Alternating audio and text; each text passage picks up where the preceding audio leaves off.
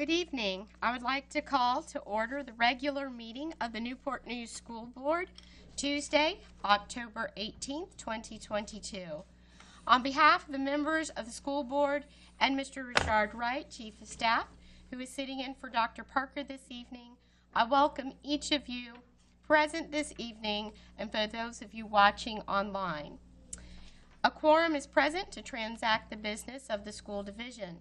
We will begin tonight's meeting with the invocation and pledge the flag. Here to do the honors is Nigel Waiters, a senior at Heritage High School. Mr. Waiters, please come forward and tell us a little bit about yourself.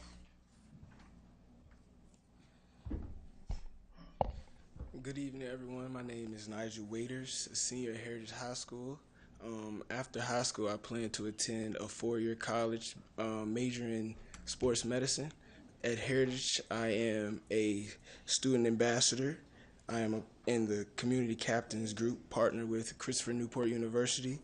I am a part of Men in the Making mentoring group.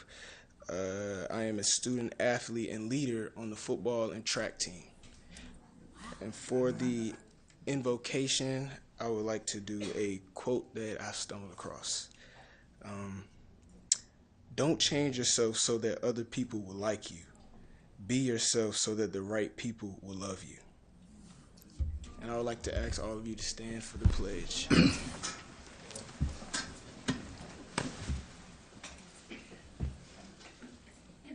I pledge allegiance to the flag of the United States of America and to the republic for which it stands, one nation, under God, indivisible, with liberty and justice for all. Thank you so much for joining us this evening. You're welcome.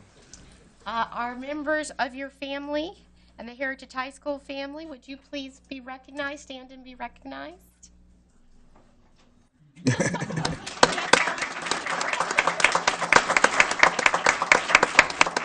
Thank you so much. I'm sure that we right along with you all are proud. Okay, the next item on our agenda is school board recognitions. Mr. Wright, please join me at the podium.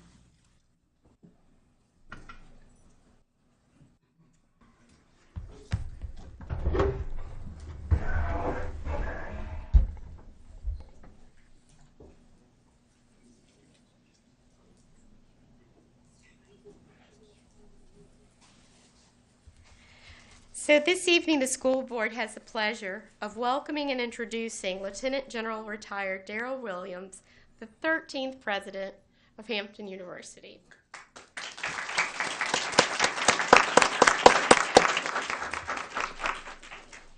President and Mrs. Williams, if you would, come and join us up here.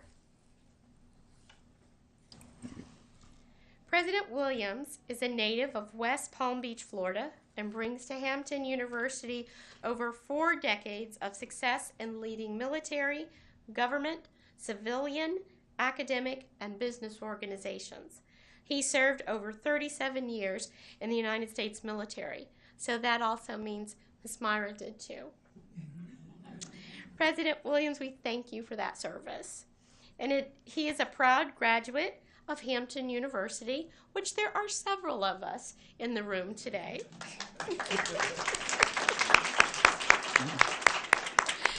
And during his time there, he was named Mr. Freshman, and he served as student leader for 3 years, a 3-year reserve officer training, a scholarship cadet, a member of Alpha Phi Alpha Fraternity Incorporated, and was senior class president. How prophetic. His lovely wife, Myra Williams, is also a Hamptonian and a very respected educator, as we discovered today. Thank you so much for your service to education. President Williams joins Hampton after serving as vice president and managing director of a Fortune 250 information technology company, where he was responsible for providing global logistics support to the UK military forces. Thank you for that. President Williams was commissioned into the Army in 1983 as a distinguished military graduate of Hampton University Reserve Officer Training Corps program. Over the course of his career, he served throughout the continental U.S., Europe, the Pacific, and the Middle East. President Williams is a member of numerous professional organizations, and he has earned a long list of honors and recognitions. Please join me in welcoming Hampton University President Darrell Williams.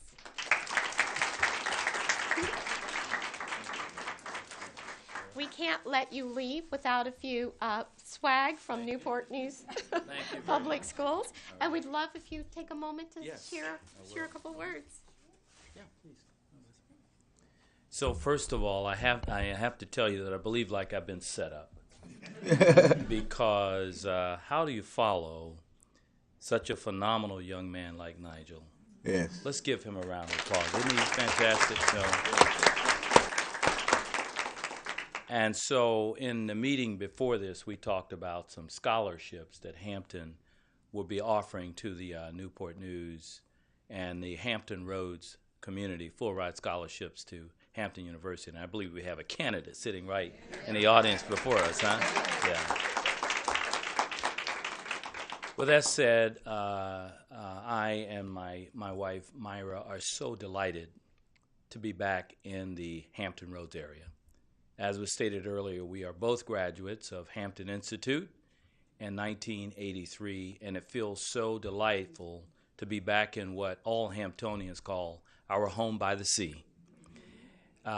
We look forward to the relationship that Hampton has historically had with Newport News Public Schools, and in fact, we look forward to strengthening that relationship even further. So thank you in advance for the cooperation. Thank you for the welcome back to this great area. And we can't wait to see you back on Hampton University's campus at our home by the sea. Thank you. And as we say at Hampton University, the standard remains excellence, and go Pirates. Thank you. Yeah.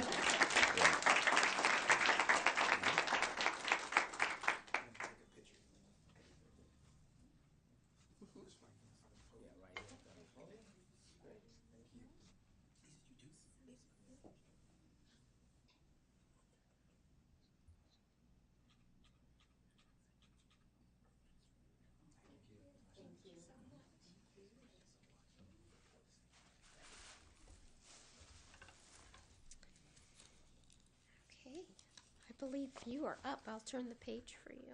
Thank you so much. I appreciate it. We have another recognition this evening, and that is that for our school board. Training and development are top priorities for the Newport News School Board. As part of its collective efforts to maintain effective leadership, the board has participated in numerous development programs, conferences, and workshops through the Virginia School Boards Association and the National School Boards Association. This evening, our school board members, our superintendent, and our school board clerk are receiving their own awards for their dedication to advancing their expertise from the Virginia School Boards Association. The VSBA Academy provides training in effective leadership and governance to school board members and support staff. Each year, VSBA recognizes board members for their dedication to improving their skills through conferences on leadership, school laws, strategic planning, and legislative issues. Each of the persons being recognized this evening has received a certificate from the Virginia School Boards Association. These awards honor their participation in the Academy's programs for the past 2 years. School Board Chairman Lisa Searles Law, Vice Chairman Dr. Terry Best, and School Board Member Douglas Brown earned the Award of Distinction. And they have those certificates right at their seats, so congratulations.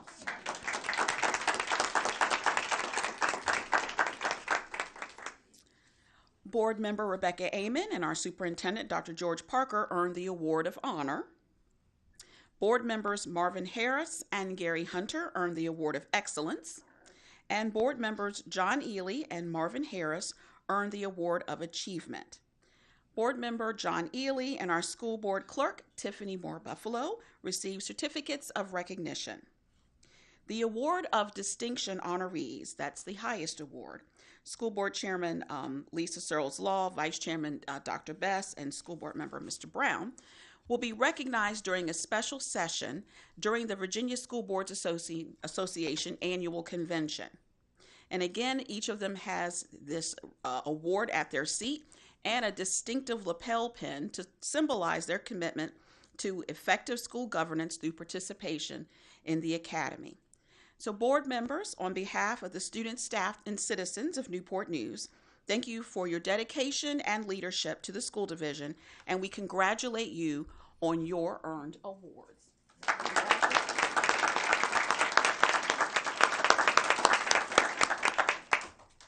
Again, we thank President Williams and Mrs. Williams. Thank you so much for joining us. At this time, we'll take about a 6-minute break so that our honorees and their guests may leave. If they choose to do so, you know, you're welcome to stay for the rest of the board meeting. During this time, our TV audience will have the opportunity to view this month's School Board Spotlight. So we'll stand in recess for about 6 minutes. Thank you. Let me get the rest.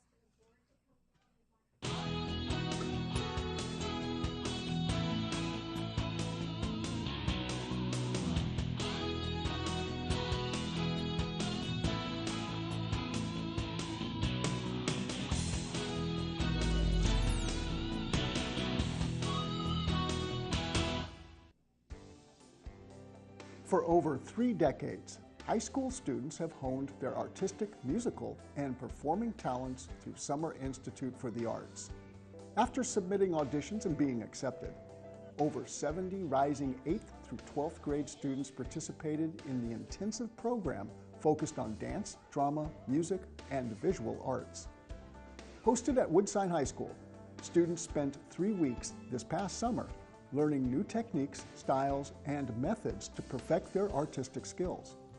Highly talented instructors in each discipline motivated and challenged the students, while allowing them to grow in a safe and creative educational environment. During a faculty recital, music students were amazed at the level of talent each of their instructors displayed, while also modeling proper performance etiquette to the budding musicians. During their own recitals, dance and music students continued to sharpen their performance skills. Students also took field trips across Hampton Roads, including Chrysler Museum of Art, Hurrah Players Incorporated, and CNU's Torgler Fine Arts Center. These off-site experiences invited students to explore opportunities beyond high school in post-secondary education and future careers in the arts. On the final day, all of the students put their artistic talents on display for family and friends. Dance, music, and theater students combined their gifts during an impressive final performance showcase.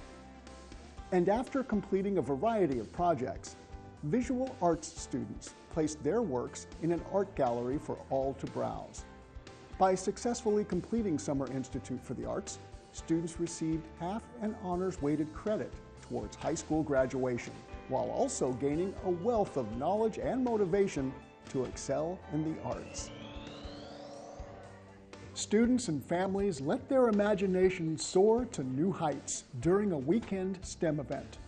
Newport News Public Schools partnered with Atlantic Aviation PHF and Captain Barrington Irving to host a flying classroom experience for the whole family. Over 500 students and their families from 16 Newport News elementary and middle schools were invited to attend, based on their past participation in the Virtual Flying Classroom Extended Learning Program. Inside Atlantic Aviation's massive hangar at Newport News Williamsburg International Airport, families toured aircraft and were engaged in STEM exploration and fun simulators. They even met Captain Irving in person, who was happy to sign books and take photos with the starstruck students. Each activity allowed students to use critical thinking, problem solving, and engineering skills while exploring the world of aviation. Educators from Denby High School's Aviation Academy showed younger students some of the amazing learning options available at the Aviation Magnet program in high school. NNPS employees from federal programs and the Family and Community Engagement team helped set up the event, coordinated transportation for families, and made sure everyone enjoyed the unique learning experiences.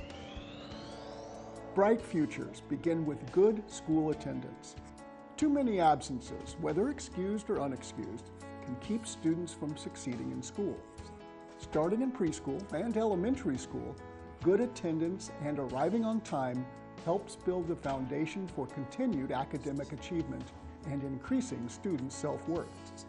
Missing just a day or two every few weeks can cause children to fall behind the rest of their class and make it harder to learn to read. In middle and high school, consistent attendance keeps students on track to graduate while reinforcing an important life skill that will help your child graduate from college and keep a job. Parents, help your children attend school by setting a regular bedtime, maintaining daily routines to finish homework, and getting a good night's sleep. Also, encourage your student to participate in meaningful after-school activities, including sports and clubs. Going to school on time every day is important for students to succeed in school and in life. Students at McIntosh Elementary started the school year with encouragement from a prominent community leader. Newport News Police Chief Steve Drew took time to visit with first and second grade students and talk to them about how much he cared for the young Scotties.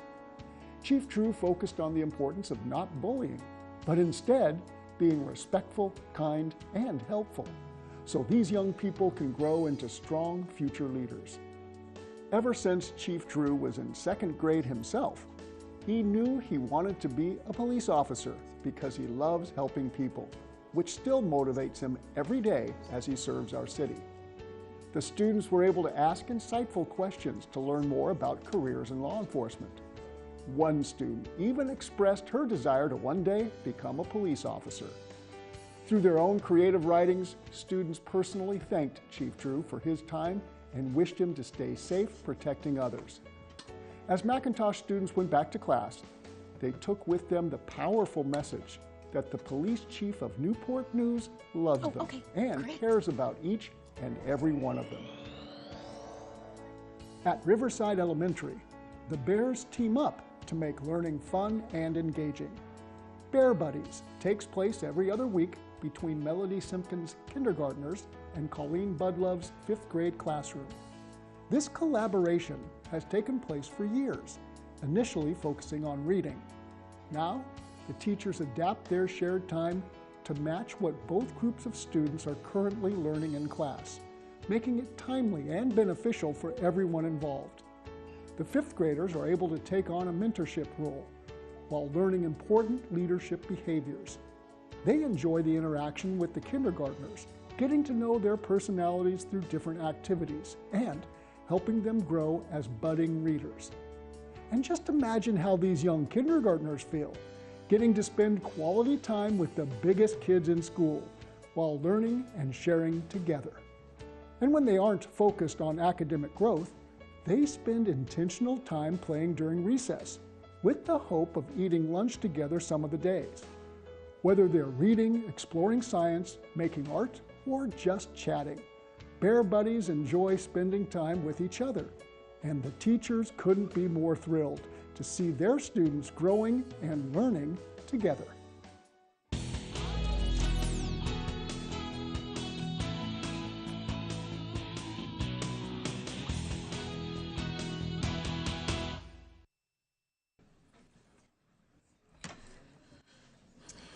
I hope you enjoyed this month's School Board Spotlight. During our regular meetings, we provide time for the public to address the school board. These opportunities are scheduled in the early part of our agenda and also towards the end of the meeting. As advertised, citizens may submit comments via email or web form up until 30 minutes prior to our meeting time to be included in the official meeting record. For those of you joining us in person, the board considers this an opportunity to listen to your comments. Please understand that we will consider your concerns. We ask that you comply with our 3-minute time limit. As you begin your comments, a green light will come on. A yellow light signals that you have 30 seconds remaining, and a red light and beep indicates your time is up. So as your name is called, please come forward. I have Alex Fuentes.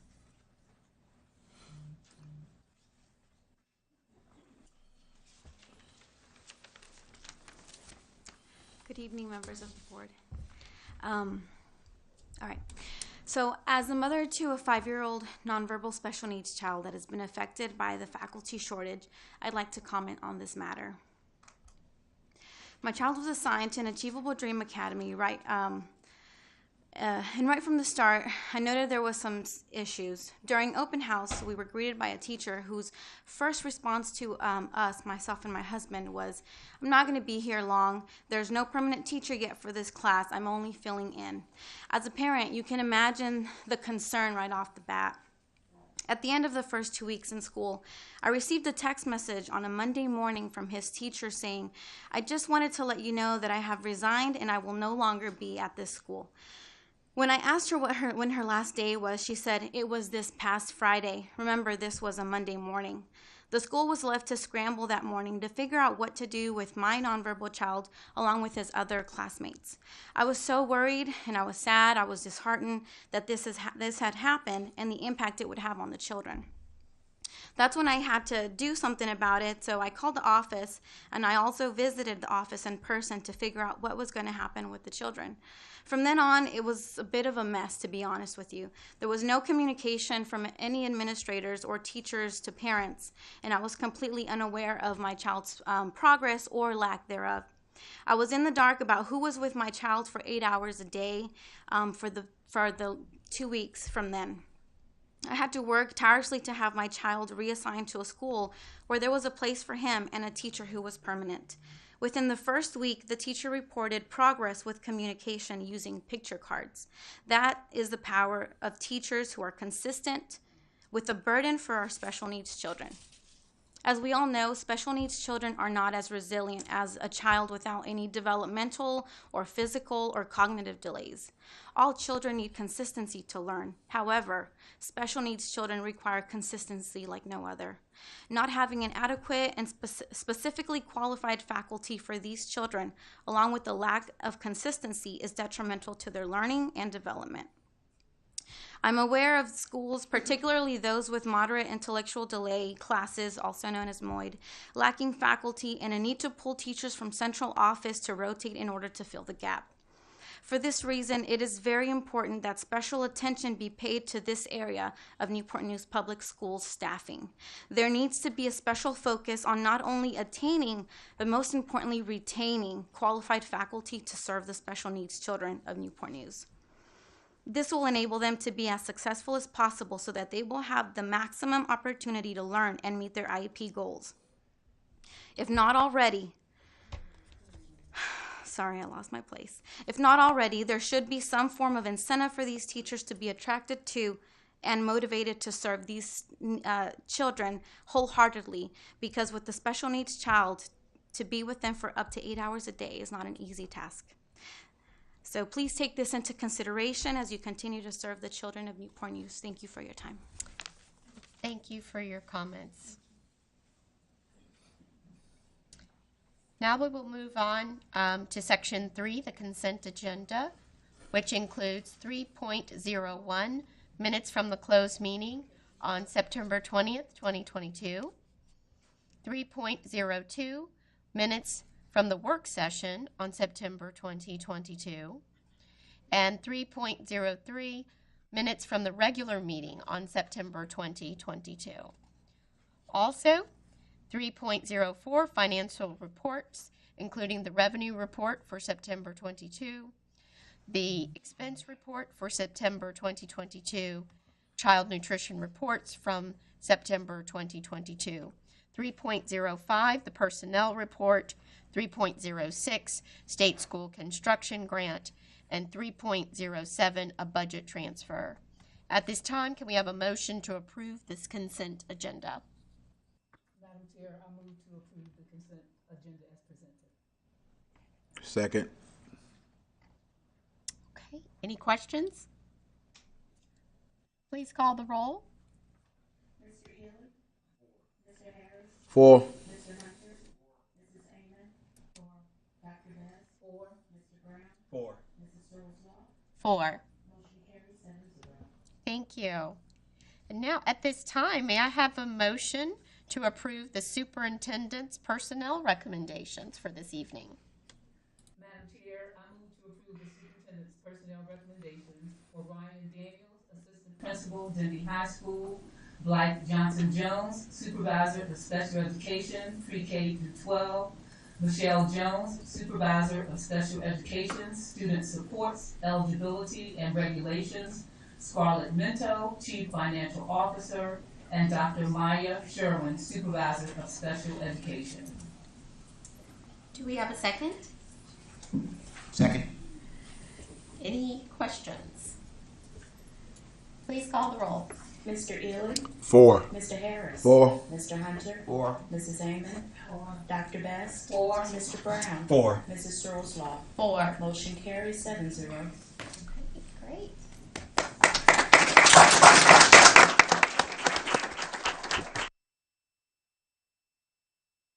Please introduce the administrative appointments. Yes, I will, Madam Chair. Good evening. When I call your name, please stand. It's always a pleasure to welcome new people to Team NNPS. I will start by introducing Ms. Ryan Daniels as the new Assistant Principal at Denby High School. Ms. Daniels is currently working on her Doctorate of Education in Educational Leadership at North Carolina State University. She has an Education Specialist certification in Education Administration and Supervision from the George Washington University. She has a Master's of Education in Curriculum and Instruction from the University of Phoenix and a Bachelor of Science in Biology from Elizabeth City State University. Ms. Daniels currently works as an Extended Learning Program Specialist with Petersburg City Public Schools. She has worked as an interventionist with KIPP, Eastern North Carolina, NC Schools, and Halifax, North Carolina. She has worked as a 6th through 8th grade academic support specialist and K-12 STEM coordinator for White Oak Academic Enrichment Program in Wilson, North Carolina. She has also worked as a science teacher for Nash County Public Schools in Nashville, North Carolina. Ms. Daniels, welcome to Newport News Public Schools. Welcome to our family, and please introduce any family members or friends that you have with you this evening. I am honored to have my daughter Riley with me, as well as my mother Kim, to this momentous occasion for me.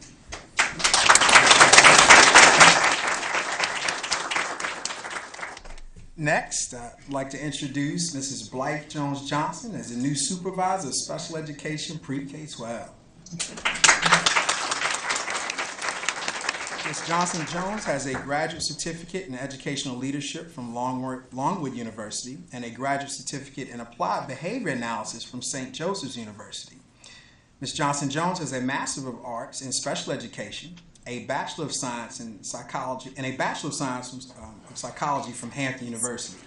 She currently works right here with us as an instructional behavior specialist.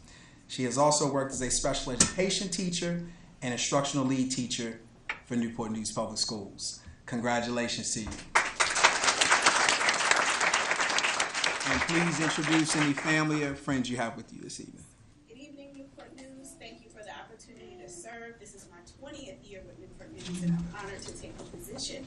Tonight, I have a host of family and friends, my mother-in-law, my daughter, my mother and father, a cousin who traveled from Richmond, my great-grandmother-in-law, my aunt, and a host of colleagues that have groomed me for this position, and my daughter Hyacinth and my husband, who is Newport News made from Marshall Elementary all the way to Mitchell High School. Congratulations again to you and the family. Next, I'd like to introduce Ms. Michelle Jones as the new Supervisor of Special Education Student Supports Eligibility and Regulations. Congratulations. Ms. Jones has a Master of Science in Education from Old Dominion University. She has a Bachelor of Science in Business Administration from Hampton University. Ms. Jones currently works as a Special Education Coordinator right here for us in NNPS. She has worked as a Program Administrator and a Secondary Special Education Teacher here in Newport News. Congratulations again to you. Introduce your family and friends, please. Good evening, and thank you for this opportunity, and I look forward to this 24th year here with Newport News Public Schools. Here I have my dad, my nephew, my mom, my daughter, my brother-in-law, my sister, and also my friend Carlos, and also a host of the Newport News Public Schools family as well. Thank you, Dr. Thank you. At this time, we're going to introduce a familiar face. Ms. Scarlett Minto is our new Chief Financial Officer. Ms. Minto has a Bachelor in Business Administration and a Bachelor of Science degree in Internet Working Technology and an Advanced Diploma in Accounting from Strayer University. Ms. Minto currently works as our Acting Chief Financial Officer. She has worked as a Director of Budget, ERP and Analytics, Director of Information Technology, and Supervisor of Payroll and ERP Operations. Congratulations again, Scarlett. Did you want to shout anybody out? Oh, yes. First, if Dr. Parker's listening, I want to thank him for challenging me daily. I want to thank Community Relations and HR for working 24/7 to give me all the answers I need in 5 seconds. And then, I got all my cheerleaders here. And people back there keep me out of trouble. And I would be remiss if I didn't mention Mary Lou Rosses, who mentored me for 18 years and made sure that we were ready when she retired. And one last thing I would like to, if my husband's listening, I want to thank him for holding down the fort because I never come home. He just keeps things going.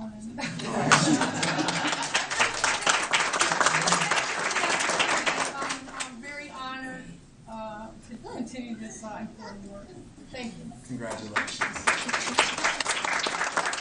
I want to introduce Dr. Maya Sharon as the new Supervisor of Special Education. Dr. Sharon has a Doctorate of Education from North Central University. Dr. Sharon has a Special Education certification from St. Joseph University, a Master of Arts in Teaching from Towson University, and a Bachelor of Arts in Journalism from Georgia State University. Dr. Sharon currently works as a Special Education Instructional Specialist right here for us. She has worked as a Special Education Director, an RTI Specialist, Executive Director of Specialized Services, and Academic Coach for the School District of Philadelphia in Philadelphia, Pennsylvania. Dr. Sharon has also worked as a National Board Certified Educator for Howard County Public Schools in Ellicott City, Maryland. She has also worked as a teacher for Lusher Charter School in New Orleans, Louisiana, and a special education teacher for Baltimore City Public Schools. Congratulations, Dr. Sharon. Thank you for staying with us. And would you like to introduce family and friends this evening? Yes, my boyfriend Jeffrey Tuffins, my son Lennox Tuffins, who's hanging on by a thread, and Jeffrey's parents, Juanita and John Tuffins. Retired from Newport News Public Schools from Greenwood Elementary School. Thank you for being here. That concludes our board appointments this evening. We want to congratulate all of our new Newport News family members. Thank you very much. Let's give them one last round of applause. And at this time, so you have time to have dinner and celebrate. It's a good time for everyone to transition, and we can move on with the rest of our board meeting, unless you want to stay with us. So we'll give you a moment to do that. Congratulations again.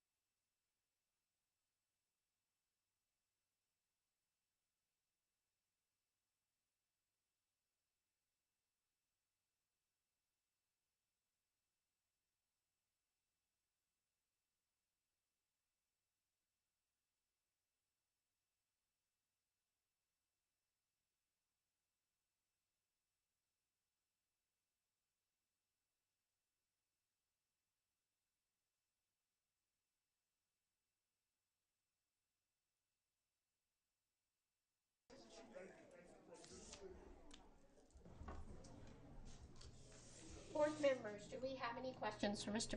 Fairheart at this time? Okay. Well, thank you for your presence this evening and all your hard work. I guess you've done your due diligence. Thank you. All right. Do we have a motion for this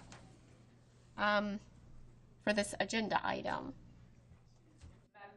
I move to approve the FY 2024, FY 2028 proposed capital plan in the amount of $240.4 million. Okay.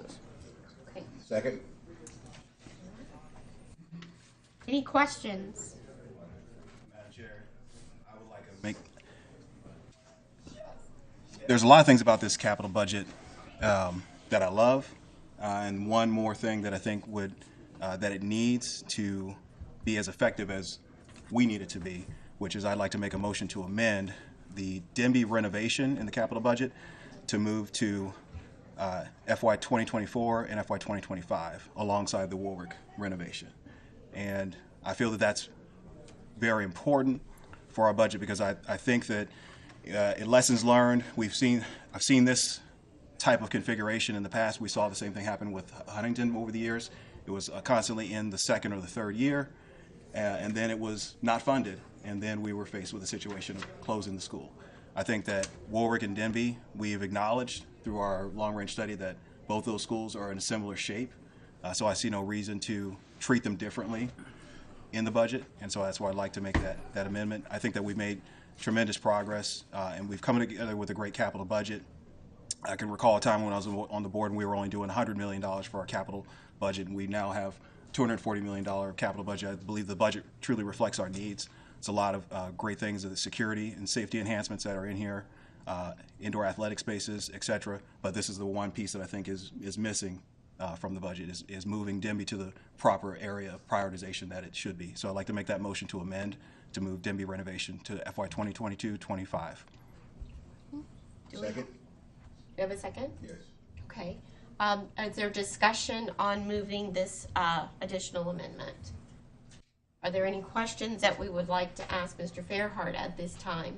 No questions. I kind of agree with what Douglas is saying. We want to be proactive because what we don't want to be is in the same situation we are with Huntington Middle School.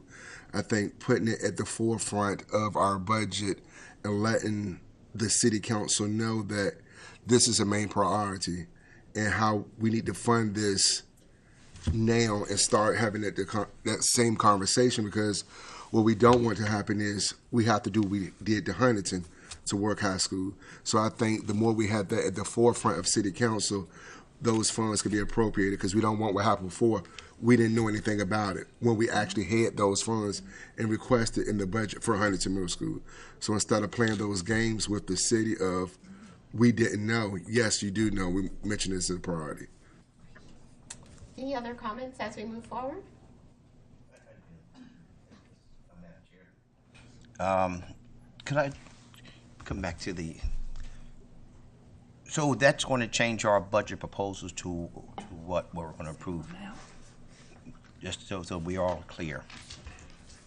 If I heard the amended motion correctly, that would be moving the $2.8 million from FY26 to the FY24 budget. Correct, and the $48 million from FY27 and the $48 million to the FY25. FY25.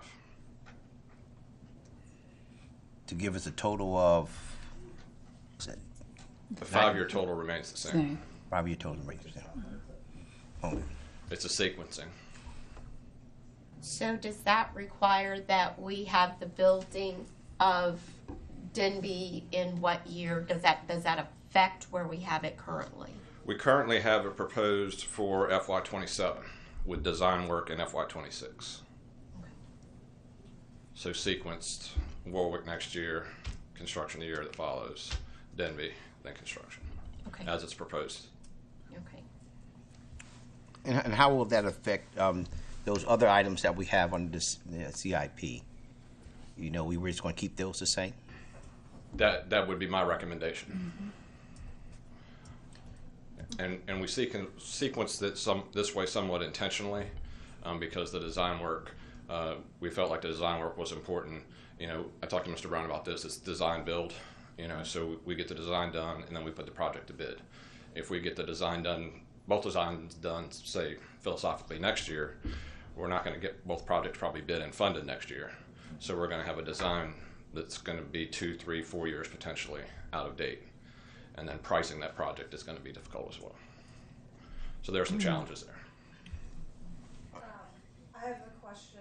Well, this, I don't know. I don't know if we have the right, if we have the right people to answer. But just throwing this out there, if we were to do both at the same time, I'm pretty sure this is not construction that's going to happen over summer. They're pretty big projects.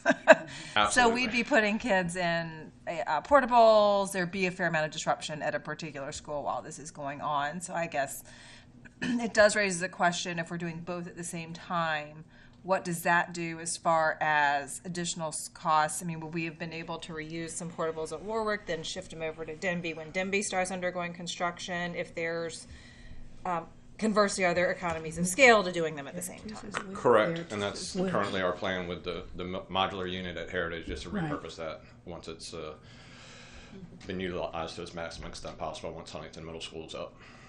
We would be able in the same position to do that with portable modular units that would be necessary at Warwick, could be transitioned to Denby at a lesser cost to the school division. And I definitely understand what you're saying, 100%. And if we was working with the council who had that same vision, that would be fine. But when this is like deja vu with the Huntington situation, we didn't put it in the first year of priority. That was the conversation they was having with us. And we still don't even have a Huntington Middle School. So it concerns me if we push this to that year, that's going to turn into probably 2030 if we don't have a council that understands the value and to know that this is the plan, we're working together. I'm just so afraid of the situation we are in with Huntington happening with Warwick and Denby High School. Not so much as Denby, but especially Warwick. Just visiting that school, our kids deserve a better environment. I think the sooner we could put them in a safer environment, the better it is.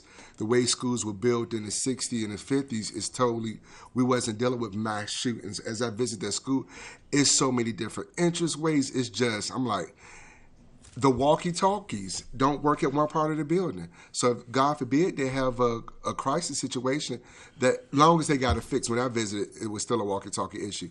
But just that same infrastructure is stuff that concerns me as far as safety. So I think the further we prolong these matters, I just don't want what happened with Huntington with no kids, where a middle schooler say, I feel like I've been cheated out of my middle school year, happening again in other schools. So if we can come up with have a serious conversation with our council, hey, this is what we're planning to do. Hopefully we can get the funding that we need to move ahead. Then that's a different story. I just don't want the same situation where you didn't put it in your first year, so we didn't know that you needed that year. So that's just one of the things that concerns me about prolonging the event. But I definitely understand what you're saying. You have other questions or comments? Yeah, sure. I mean, the bottom line is, I think both sides have some legitimate points. It just depends on what's the priorities, and I think the priority, safety. You got to also understand you can design 10 projects in a year. I mean, those designs are designs. They forward the money, you go into design. When you get into constructing a project, then that's when you get into the time delay of where we're going to move students at. So you still can actually have 2 designs done and completed. And, hopefully the council will be thinking the same way we've been thinking for years, put us down as priority in your CIP. That has not been done. So I don't know how many other times we have to continue to capitulate to them. The bottom line is we've seen this show before. We've seen it over the last 5 or 6 years. And the only sticking point will be the construction part, because, you got to move kids around. But I think I would rather deal with that problem versus them giving us another reason not to fund it. Okay?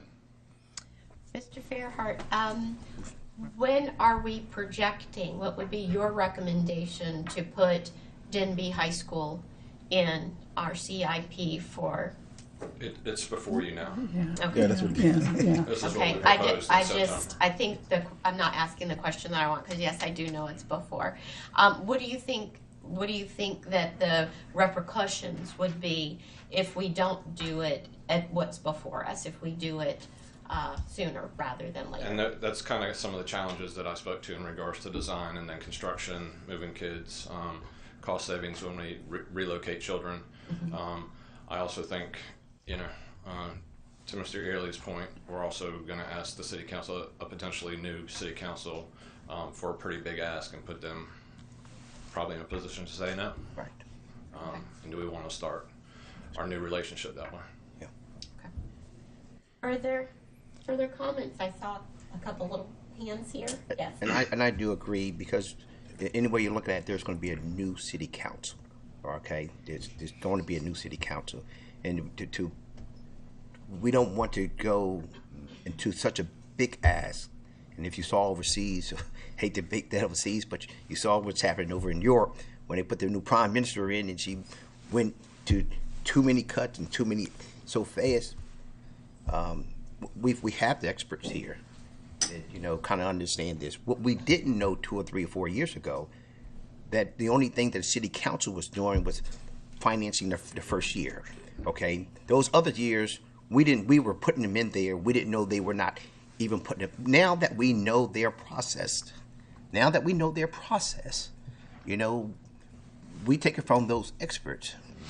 So like I said again, no need to go get it and design a building of such, to throw those designs back out and then go back and revisit those designs again. It costs us more money. I think we have a plan in front of us.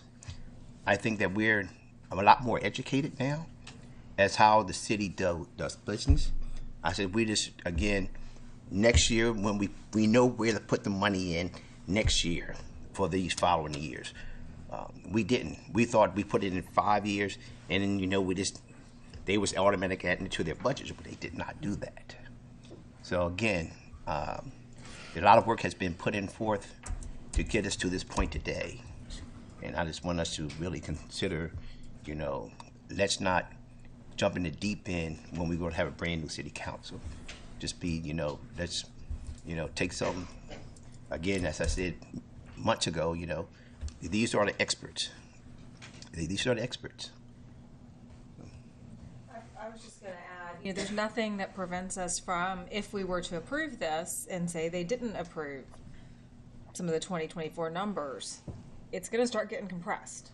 We've got our plan. You didn't fund this. Well, all of a sudden you are going to have a big ask, because we really need this by this time. So, Madam Chairman, I think the big ask is always been there. We went through doing a lot of work this summer to come up with that $750 million, right? If we had to get the school division to shape modern 21st century, right? It was cost $750 million. And so we did that hard work up front to be honest with the citizens that said this is the shape that we're in. And the reason we're in that shape is because we never was supported by the city council. It's just that simple. So now it's $750 million versus what, 15, 20, 30 million, or whatever the case may be.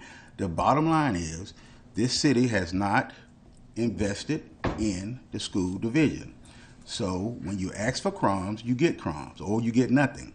So it is probably best that we, as a school division, actually, when we say we're serious about something, right, we have to show them. The bottom line, I think they're going to support it. I think the new council will support it. I really, truly do.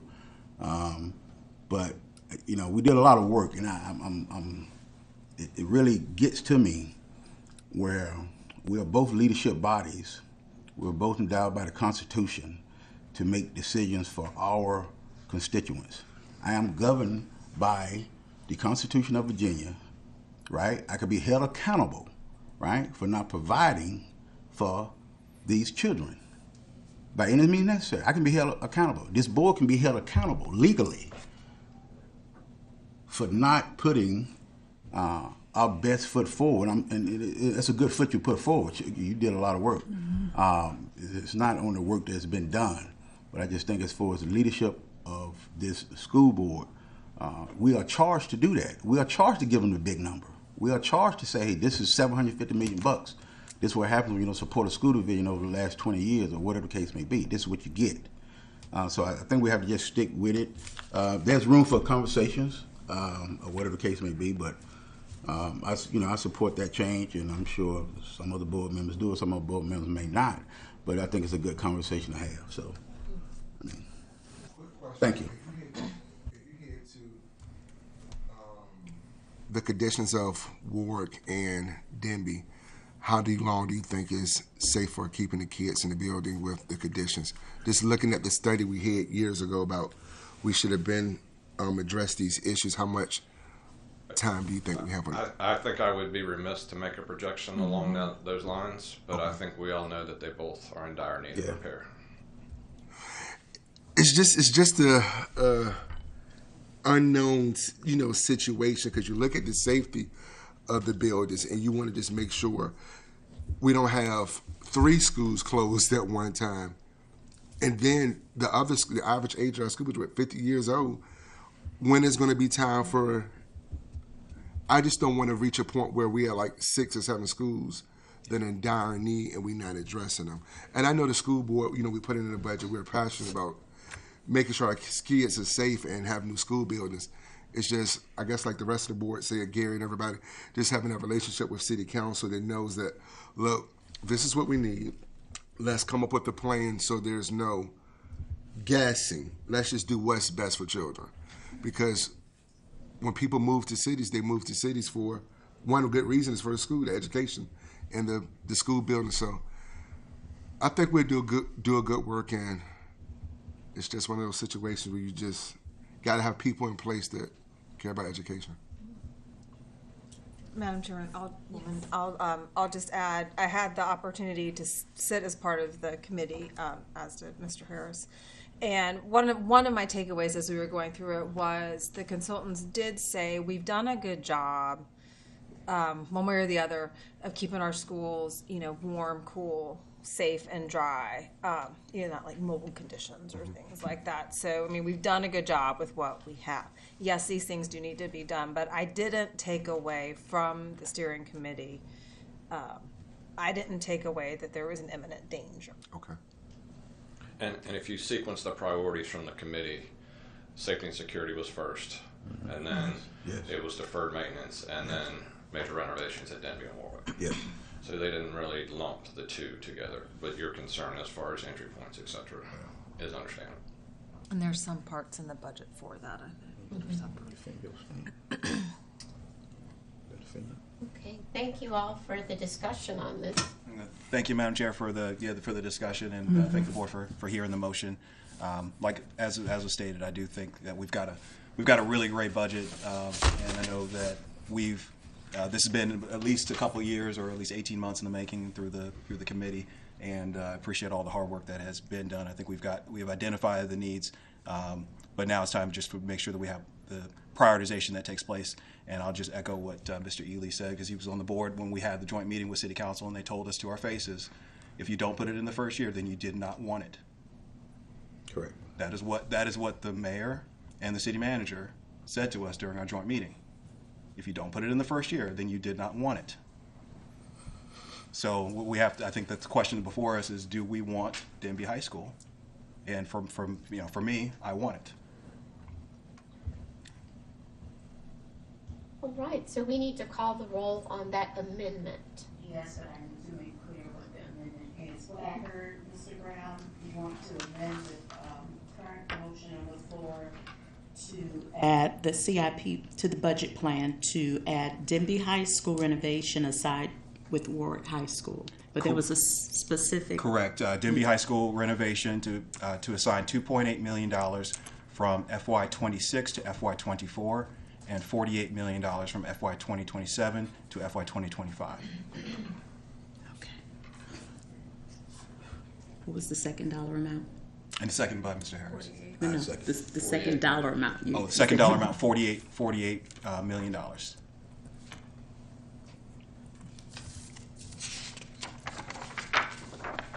Are we ready? All clear what we're voting, what you all are voting on? Yes. Okay. Please call the roll. And I have Mr. Brown made the motion to amend and Mr. Harris second. Mr. Ely? 4. Mr. Harris? 4. Mr. Hunter? Against? Mrs. Amon? Against. Dr. Best? 4. Mr. Brown? 4. Searles Law? Against. Motion carries 5-2. I think it was No, 4. I'm sorry. I think it's 4-3. 4-3. For the record, 4-3. Thank you. Okay, thank you. The next item on our agenda is 4.02, several revised policies from the instruction chapter of the policy manual. So Mr. Wright? Yes, thank you, Madam. Madam Chairwoman, do we need to vote on the overall CIP since That's the right. motion? Yeah. Because we amended. Yes, that's right. That we was the sure do. amendment. That was an amendment.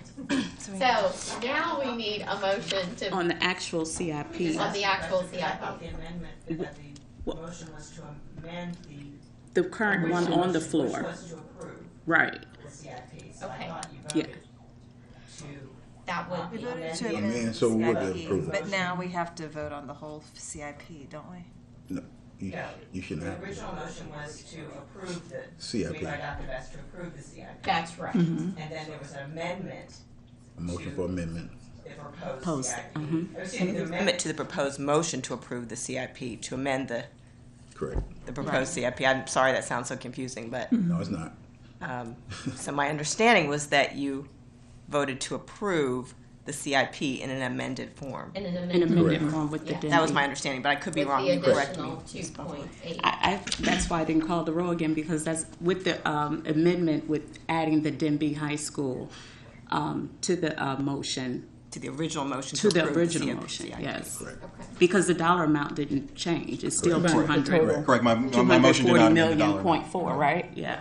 Right. So It it just should be moved it. sufficient. It's just added the Denby High School component to Just it. moved.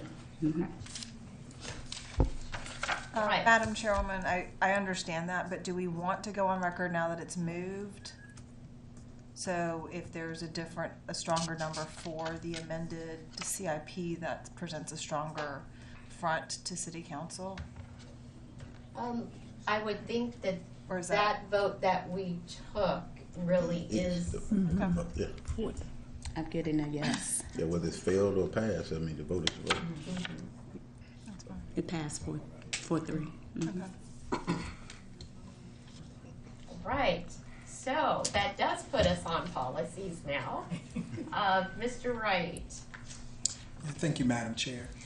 Mrs. Brooks is available to answer any questions the board may have with regards to the new and revised policies that were presented and that are under action item now. Also, we have Mr. Waller to assist if necessary. Mrs. Brooks?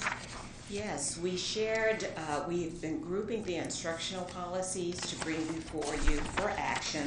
And tonight we have 5 policies on board docs for action.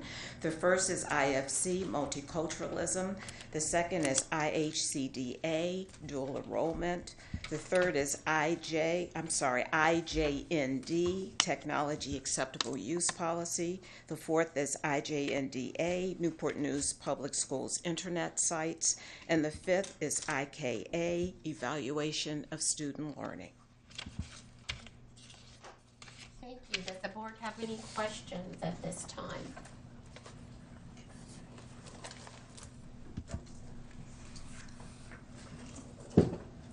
So we're going to take these individually.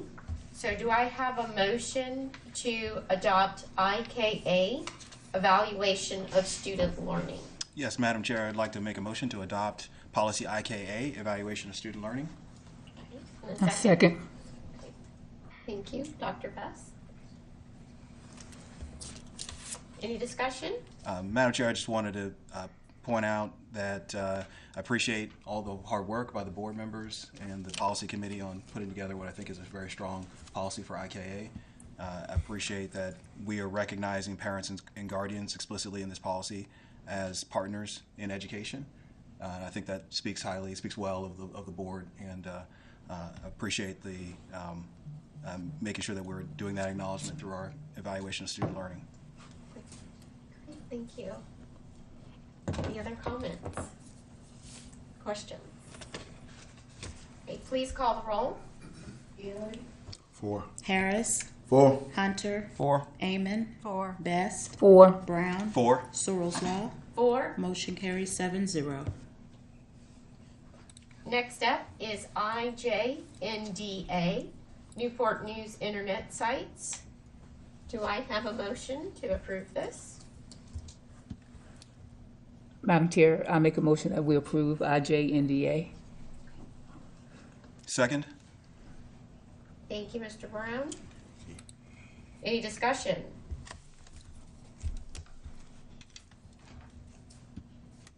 Okay, please call the roll. Ely, 4. Harris, 4. Hunter, 4. Amon, 4. Best, 4. Brown, 4. Searles Law. 4. Motion carries 7-0. The next up is IJND, Technology Acceptable Use Policy. Do I have a motion? Madam Chair, I make a motion that we accept policy IJND. In a second? Second. Any discussion?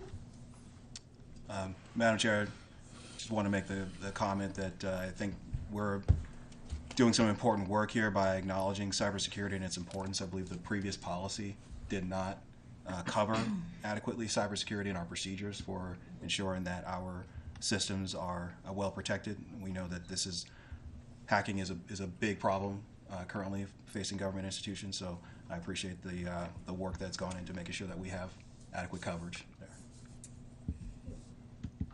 Any other comments? Okay. Please call the roll.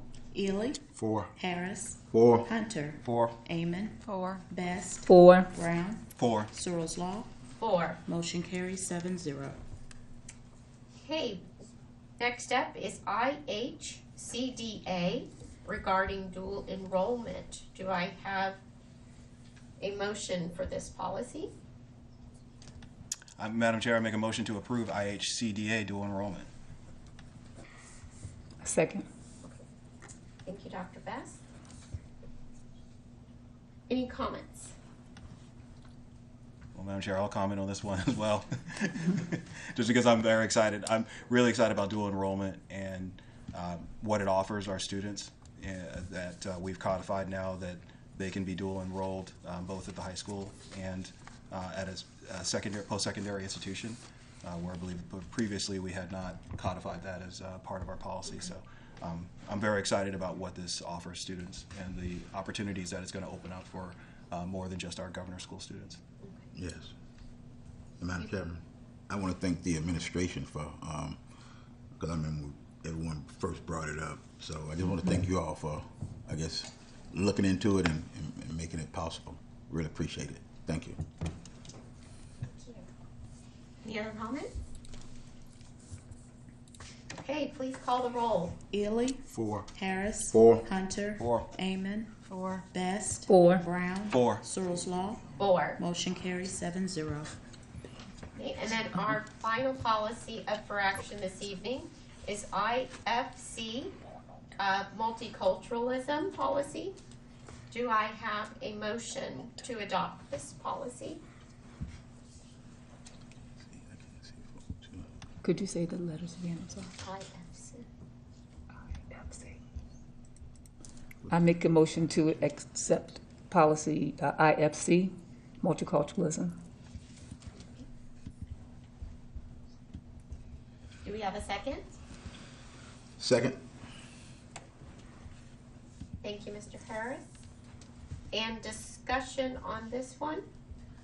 Sure, Madam Chairwoman, I will just make a comment. I do appreciate all the work that's gone on into this policy, and a lot of it was the same that we've had for a long time. There is an addition on some additional licensed employee training, and about a year ago when it came up, I'd asked the administration to share sort of the curriculum that was going to be picked for this, and I understand that has been, but I haven't seen it and I've asked for it. I know there have been some concerns at the university level for some of the curricula that have been rolled out.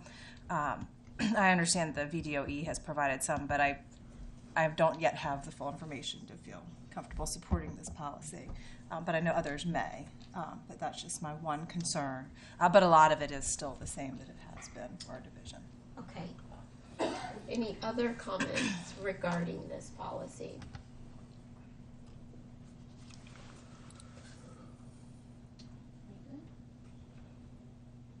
Okay, please call the roll. Bailey? 4. Harris? 4. Hunter? 4. Amon? Against? Best? 4. Brown? 4. Searles Law? 4. Motion carries 6-1.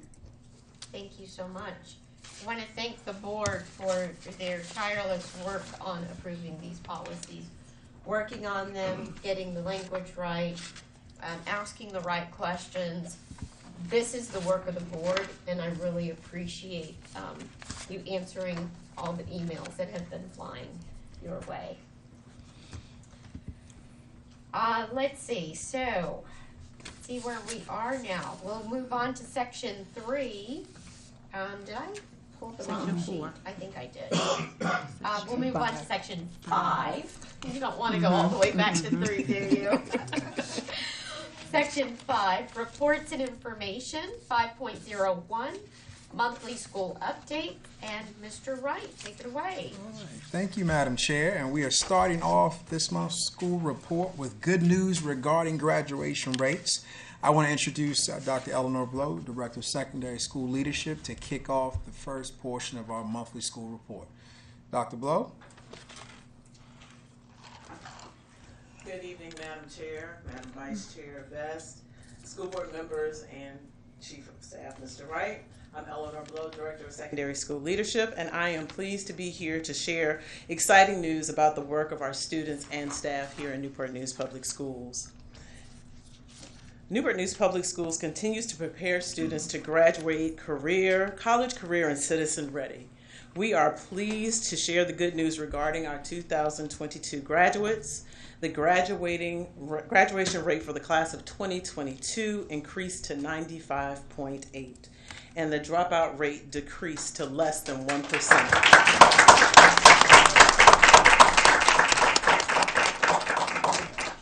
This performance is especially significant given the obstacles that many of these members of this class faced during their time in high school. The class of 2022 faced unexpected closure during their sophomore year. They successfully adapted to virtual and hybrid learning in their junior year and persevered to complete graduation requirements in 4 years. The on-time graduation rate monitors a cohort of high school students entering 9th grade and assesses the graduation and dropout rates of these students in 4 years. The school division's on-time graduation rate has continued to increase since 2008. As indicated in the chart, in 2008, the on-time 4-year graduation rate was 72.9, and in 2022, it has progressed to an all-time high of 95.8. It is also noteworthy that the school division's overall completion rate, which includes students who have completed their GED or earned a diploma, is 97.5. By keeping the focus on college and career citizen readiness, Newport News Public Schools graduation rate has consistently remained above the state average. Newport News Public Schools' efforts to increase on-time graduation rates resulted in averages higher than the state average in most student gap groups, which includes Black students, white students, Hispanic students, students with disabilities, economically disadvantaged students, and English language learners. Also, the dropout rate for these subgroups are lower than the state average as well. Graduation rates in each of our high schools remains high, with Achievable Dream maintaining a 100% graduation rate for 7 consecutive years. Each of our high schools had increases in graduation rates from last year, with some increasing nearly 3 percentage points. Through the dedicated efforts of our graduation coaches, attendance officers, school counselors, and administrators, our students have been successful in on-time graduation. Our graduation coaches, who are assigned to most of our high schools, assist with early intervention with our students, identifying those who have fewer than 6 standards of learning tests, identifying freshmen who need additional supports during the school year by providing resources and developing relationships. I would like to recognize Ms. Vanessa Stevens, our graduation coach supervisor.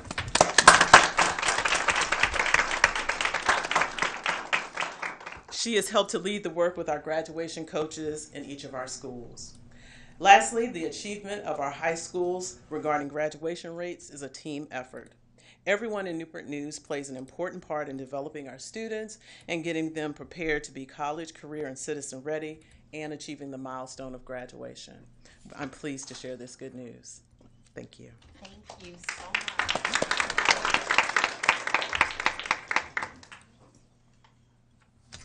And next we have Mrs. Buckingham and some wonderful young people to give our youth development update. Good evening, Madam Chair, Mrs. Searles Law, Vice Chair, Dr. Best, and members of the school board, and Mr. Wright. Thank you for the opportunity to share an update on all of the great STEM Month activities that have been taking place the last few weeks in Newport News Public Schools. Schools across the division have placed an intentional focus on bullying prevention and activities that promote positive school culture, to include creating a sense of belonging and membership, helping students get connected to various school-based clubs and activities, and giving students extraordinary opportunities to lead and serve. In the interest of keeping with that trend, I would like to introduce you to some very special guests. Last year, the Office of Youth Development launched the Emerging Leader Institute. Students in this program have been exposed to various professional development opportunities over the last few months that will help them grow in their leadership abilities. All ELI students were given the opportunity to apply for a youth development internship.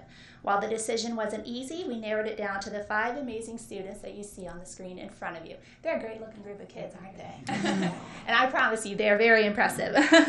With that being said, tonight you are in for a special treat. I would like to introduce to you 2 of our youth development interns who will be providing tonight's STEM Month update. Max Bell is a junior at Warwick High School and is involved in numerous clubs and activities. In addition to being an emerging leader, he is also a member of the Warwick High School Marching Band, the Principal's Advisory Committee, and Youth Volunteer Corps. He is a karate brown belt and enjoys playing rec league soccer in his spare time. He is also an active volunteer at his church, and in the future he hopes to attend the University of Virginia with a possible focus on law. Carson Jarman is a senior at an Achievable Dream Middle and High School and is a very active participant in his school community. In addition to being a member of the Emerging Leader Institute, he is also a member of Young Men of Distinction and the 3.0 Club. Carson takes leadership to the next level by also serving as the historian for the National Honor Society and the current vice president for the Newport News Police Department's Young Adult Police Commissioners. He is passionate about art, gaming, and coding, and has aspirations of attending either Norfolk State University or Virginia Tech to study computer science or graphic design. Please join me in welcoming Max and Carson to share our updates this evening.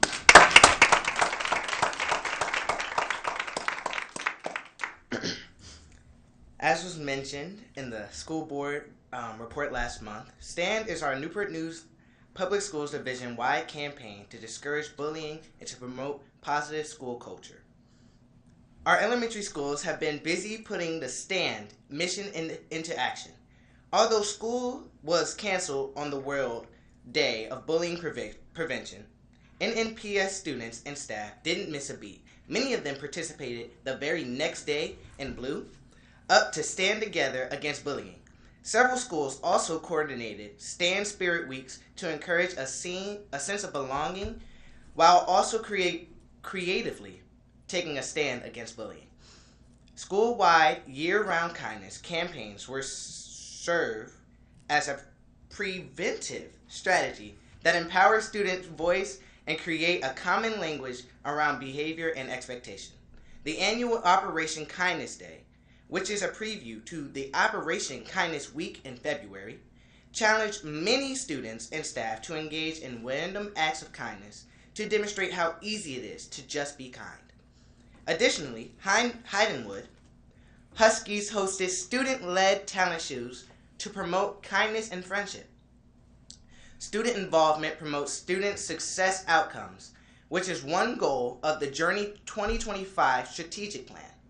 Get Connected Week is youth development's intentional effort to increase student involvement by ramping up club activities, promotion, and recruitment in all schools.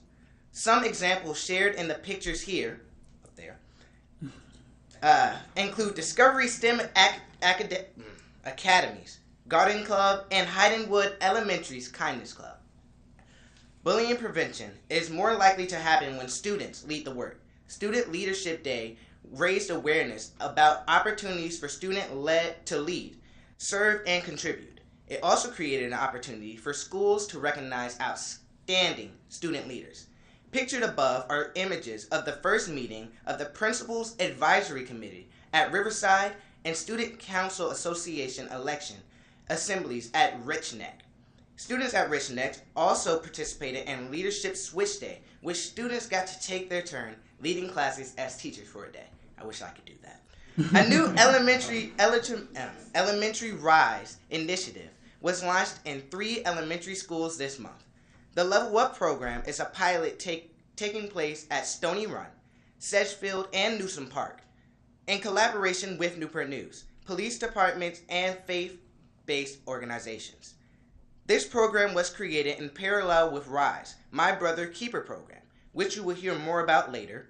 Students in this Level Up program participate in regularly scheduled sessions which are designed to build positive identity, essential skills like decision making, and service learning.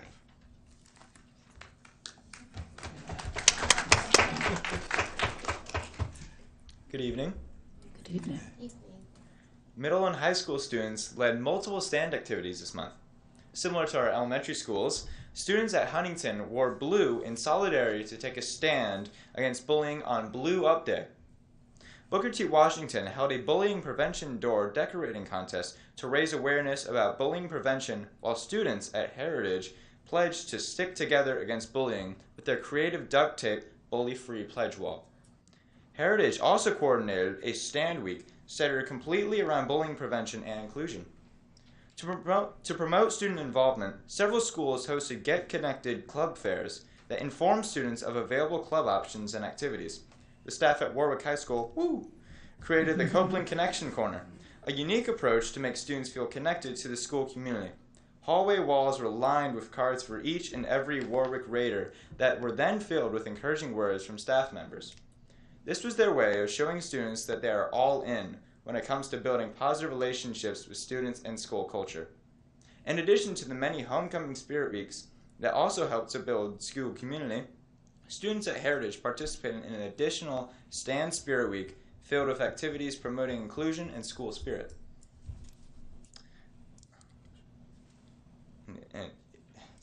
It's school spirit.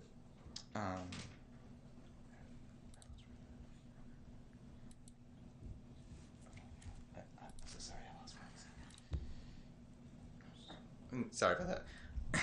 Denby High School extended their community building beyond the school walls and planned a school-wide festival, which is taking place this Thursday, that will welcome not only students and staff to participate, but also families and students from neighboring feeder middle and elementary schools. Student leaders have been shining all across Newport News Public Schools during Stand Month, as they have led pep rallies and coordinated spirit weeks activities. Several schools have taken time to recognize their outstanding champions for leadership and service both in their schools and the community. Achievable Dream students took a stand to raise awareness of breast cancer, and the Heritage NJROTC held its annual Adopt a Spot cleanup on Marshall Avenue to give back to their community. My Brother's Keeper and My Sister's Keeper programs were introduced at the last school board meeting as a Tier 3 intervention that was piloted last year at Heritage High School. As a result of the funding received from the Newport News Violence Intervention Prevention Grant, that program was able to be expanded in all of our high schools. These programs kicked off in collaboration with various community partners and faith-based organizations in each high school this week for nearly 240 students. Over the course of the year, the students will participate in monthly exercises and experiences that will build decision-making, communication, and other essential skills, while connecting them with positive role models who are committed to helping the students achieve positive school and life outcomes. In closing, we would like to share with you the remaining STAND activities for the month. We are looking forward to STAND Night at Todd Stadium on Thursday, November 28th at 7 p.m. Please join us for the Warwick versus Minchville football game and help us to finish STAND Month strong with our annual halftime walk for bullying prevention. We hope to see you there. We also would like to note a change in the calendar. Stand Together and Read Day was moved from this week, October 18th, to Monday, October 31st. For a full list of STAND Month activities by school, you can visit the NNPS Bullying Prevention webpage. Thank you so much for giving us the opportunity to share all of the amazing STAND activities that have been taking place so far this month in Newport News Public Schools.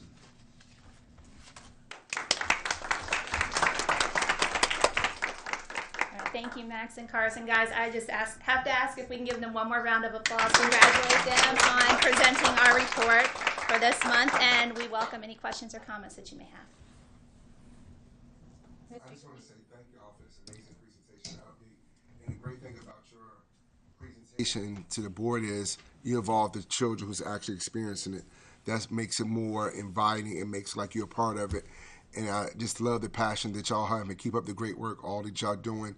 And Newport News is definitely something to see young people involved and passionate about what they're doing. So thank you. Thank you. Ditto.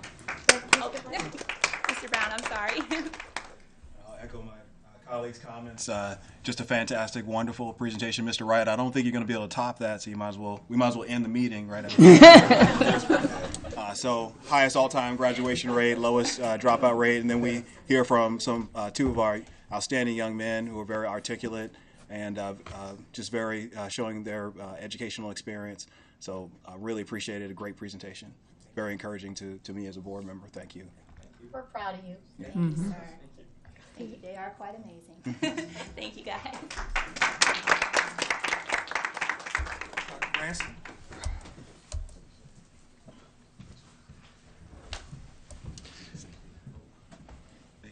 Madam Chair Searles Law, Vice Chair Dr. Best, members of the board, and Mr. Wright.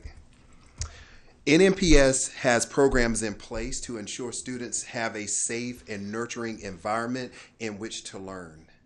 But our partnership of students, parents, family members, and others are the most important link in this effort. We would like to thank Community Relations for all of the rollout of the Speak Up campaign. Schools were provided with posters, flyers, and a link was placed on the front page of each school's website, equipping families and students to report any concerns. The bullying protocol, including cyberbullying, continues to be in place according to VDOE guidance and as stated in our Rights and Responsibilities Handbook. I would like to thank family members and students who have reported concerns so far this year. It takes courage to speak up, but it keeps everyone safe. These reports can always be done anonymously, but please remember to identify which school you are referencing. Safety reports are time sensitive, so remember, don't delay, report that same day. That concludes my portion. If there aren't any questions, I will turn it over. Will I make it through? So at this time, I would like to turn everything over to Dr. Tina Manglamont, our Chief Academic Officer. Thank you all so much. Thank you. Good evening, Madam Chair, Madam Vice Chair, Mr. Wright, members of the board. Pleasure to be here this evening. I'm here to present to you a couple updates from our leadership team in the Department of Teaching and Learning. The first thing that we've all been waiting for is PSAT, right? I know that we had a lot of questions about that. We have PSAT Day coming up on October 25th, where we are testing all 9th graders, 10th graders, and 11th graders in the PSAT. We have the PSAT, the 8th and 9th grade test that we'll give to our 9th grade students. And we have the PSAT and the I always get this wrong, the NMSQT test to our 10th and 11th grade students. We have already tested our middle school students in all middle schools last week on October 12th, but 3 of our middle schools chose to wait until this week to test with their high school students, which was Achievable Dream, Enterprise, and Point Option. And when we work through the schedule, it's a testing day, so we also have Seniors Future Day on this particular day, where our seniors are then brought in and they have experiences with college and career. So it just depends on the high school and what activities that they're going to have available for their seniors, but they have convocations, they have their senior breakfast and lunch, and there's a partnership with our Workforce Council and Next Generation. So lots of good stuff planned for our senior students as well. To prep our students, which is just as important because we want them to be successful on this exam, we've adjusted our schedules to make sure that they have plenty of time, they don't feel rushed. We've also had our school counselors meet with all of our students that are undergoing testing.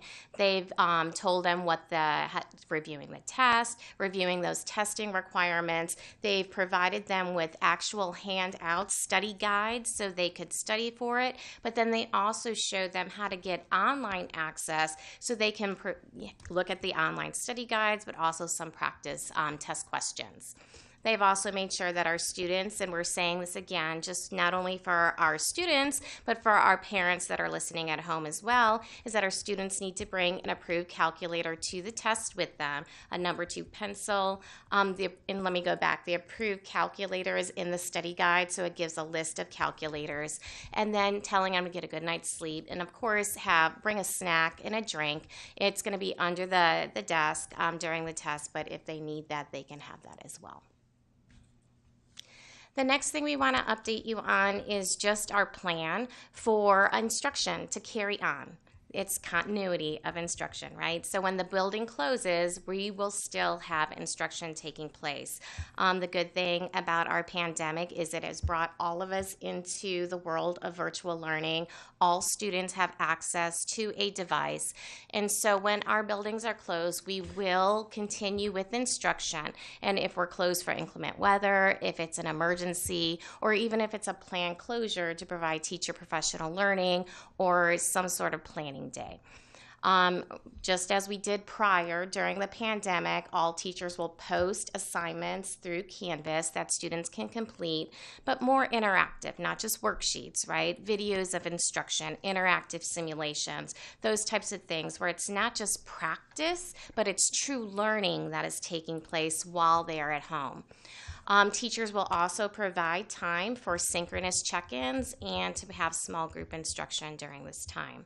We're also looking at a plan for our littlest learners, our primary students. We know it's not always the easiest for our parents to stay at home with them and have them work through things asynchronously.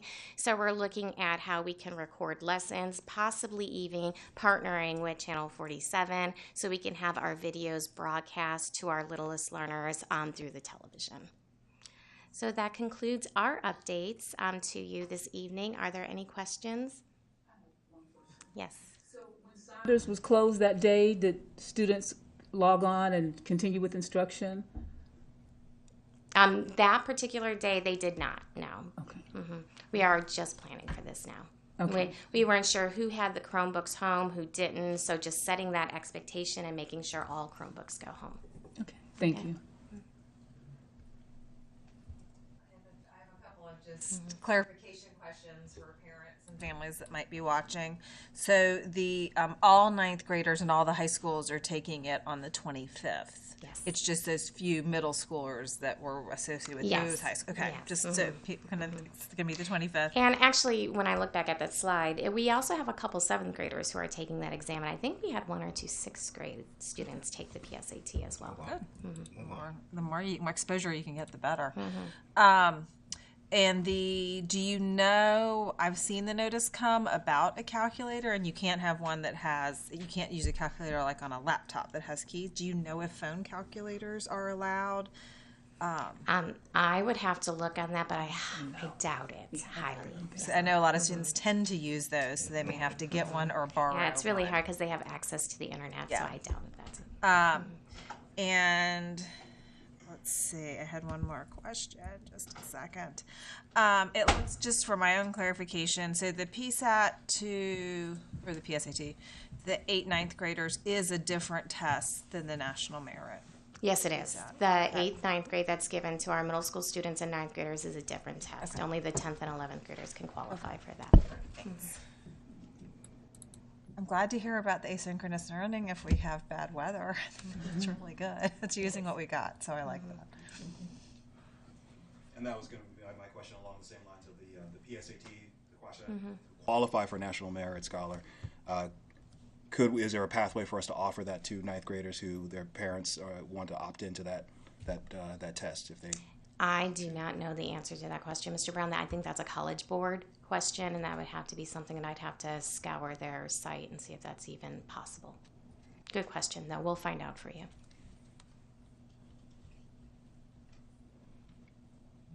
All right, well, thank you. It's now my pleasure to introduce Mrs. Kathy Alexander. She is our Executive Director of Child Nutrition and Wellness. Thank you, Dr. Mainamont. Good evening. Good evening. So I just wanted to talk to, just pretend I'm Nancy tonight. She couldn't be here tonight. So I wanted to talk to you about some of the initiatives that she has done and her staff. We did flu shots for both students and staff. 1,687 students received flu shots during all the clinics. They were in every school with Health Hero. And then we did 1,150 employees that received flu shots as well. And currently the health department is not reporting any flu outbreaks at this time. And then COVID numbers are still remaining low in our community. So not much to report about that. So now I'm happy to bring up Shay Coates, from Executive Director of Transportation. Good evening, Chairwoman Searles Law, Vice Chair Dr. Best, school board members, and Mr. Wright. I'm here to give you a quick update on the TPAS Student Ridership Program. I'd like to review some key dates and how we got to this point. In August of 2021, we had to delay the launch of the program due to manufacturing of RFID readers. Once the RFID readers were installed and in-house testing was conducted, and we started a pilot program from April to June utilizing 5 schools. The schools were Denby Early, Jenkins, Deer Park, Newsom Park, and Booker T. Washington. During the first part of August, we delivered student TPAS cards and associated card printing equipment to all school sites. On September the 12th, we launched Student Ridership Program district-wide. Some of our schools took the opportunity and had their students use the TPAS during the first week of school to get them ready for the launch day. You want to know, how's it going? Overall, considering we just started a little bit of a month ago, I would say it's going well. TPAS has helped us quickly identify students that were getting on the wrong bus and identify locations of students for parents who were not using the Here Comes the Bus app. While it's going well, we can do much better. To do better, within transportation, drivers and bus assistants need to continue to enforce usage of the car without denying students transportation. From the schools, making sure they have multiple users at their schools trained on how to make cards properly, and administrators enforcing students having their cards with them. If we stay constant in transportation and at the school level, we'll see tremendous strides in this program. While we have many schools doing well, I'd like to make special kudos to Greenwood Elementary School, Denby High School, and Woodside High School for a great job they're doing with their program. Moving forward, we'll continue to promote the TPAS program through the district's various systems and social media platforms within the district. And lastly, we'll work with the executive directors, school administrators to share best practices and figure out how we can make carrying your car with you the new normal as we utilize the TPAS in multiple places throughout the district. Brian, any questions? Oh, yeah, I knew it's always. Not a question. Since you're right here, Mr. Shea Coates, I just want to thank you personally for your assistance yesterday with the Missy Elliott Parade. Our marching bands, Denby High School and Heritage High School, participated. It was every media outlet was out there, national and local. And at first, the buses were going to have to leave and come back, but Mr. Shea Coates made it happen. The buses were able to stay. We were the only schools on the peninsula that was there. So I just want to thank you publicly for making those kids' life come reality. I heard one of the kids say after seeing one of the college bands, I want to go to college now. So just being open-minded and just making things happen on the fly. And I know that kind of put you maybe in the tight band, but just thank you so much for, just making things happen. That's what it's about, just adjusting, making things happen. So I just want to thank you for making it happen.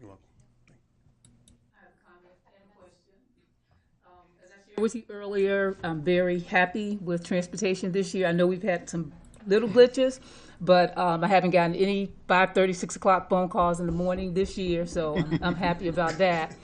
And regarding, you're talking about how do you make the card second nature for students, and I know you may not have the answer to this to this question, but are you aware of any technology being developed where the pass could be on students' phones, just like they tap for money? The pass, the one thing with the difference between the pass and Ms. Alexander's going to talk about the way we use it in the cafeteria. On the front of the card is the barcode that has the student's student ID embedded in it. So that's just barcode technology. Mhm. Anything that you see at a store that you can scan, so you can actually use your phone for that.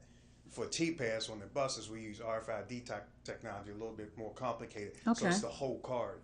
So if somebody punched a hole in that card, which we've seen so far, It's okay. that whole card is null and void, where you can still use the barcode. You can use a piece of paper and have your student ID barcode in there and use that. So just maybe in the future, though, because if you really want to wait for them to keep up with that card. And that's one of the things moving forward that my staff, we talked about too, is the RFID technology it's tough, it's hard to use, and actually we talked to the vendor today, like, hey, can we get some RFID readers just to put on a couple buses, see the difference. We tried it back like 4 years ago, and the readers they had were pretty slow for students getting on the bus. So that's something we might look at down the road to speed things up for students and be able to, work well for us. Thank you.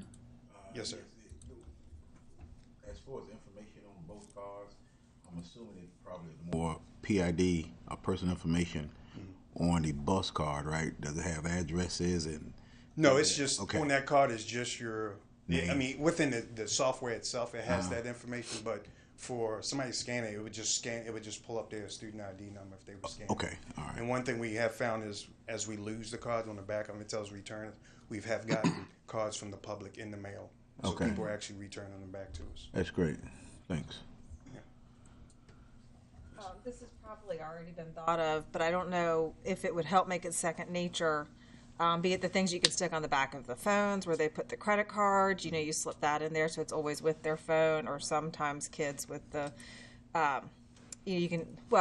employees, we all have badges. Right. The holders or the things that you pull out, the clips. When we gave out the cards for our initial, the cards for the students that we had, we gave out lanyards. So they have lanyards and they do have plastic placards. It's just a lot of them like the.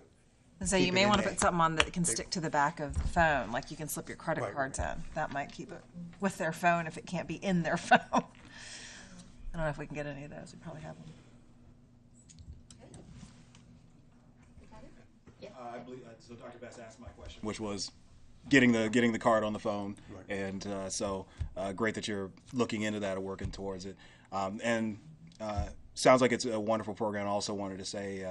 Transportation, I think, is doing a fantastic job, and we're off to a really smooth year. Gotten very few phone calls this year, so we'll keep knocking on wood that it'll continue that way. As far as the T-Pass and the longevity of it, are we seeing? Is it about 10% or 20% lost cards, or are we in the less than 5% lost card at this point? We still haven't developed that data from the schools, because some of the kids went from school to school, so with this card really wasn't lost, it just wasn't transferred over. So we haven't looked at that, and some of the schools have, we keep the cards at transportation, so we kind of know how many we're giving out to them. I can get you a number though. Okay.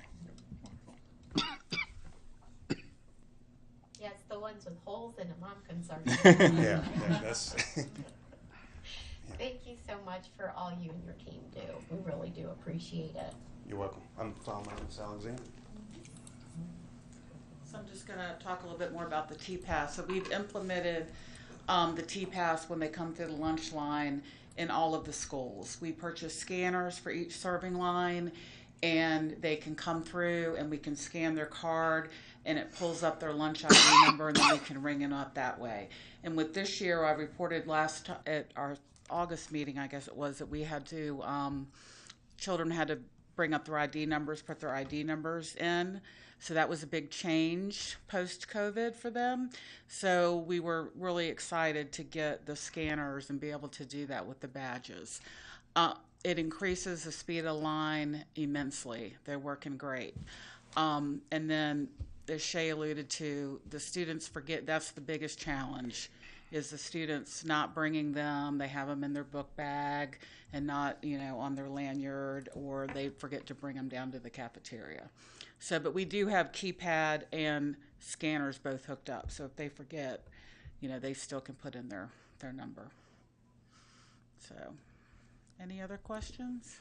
One question. So Yeah. when the T-Pass pulls up their ID number, it pulls up the allergies and everything like you Yeah. normally get. You just punch it. All it's doing is reading the number, and then it pulls up the whole identity of the child, just like if they were to put their number in. Correct. Thank you. Thank you for being you. willing to incorporate technology in your process. Yes, thank you. Right. If there aren't any questions, that concludes our monthly report. Thank you to all of our presenters. Great job. Thank you. So we'll move on to item 5.02, new and revised policies. Mr. Wright. Yes, and we will call Mrs. Brooks back up to the podium.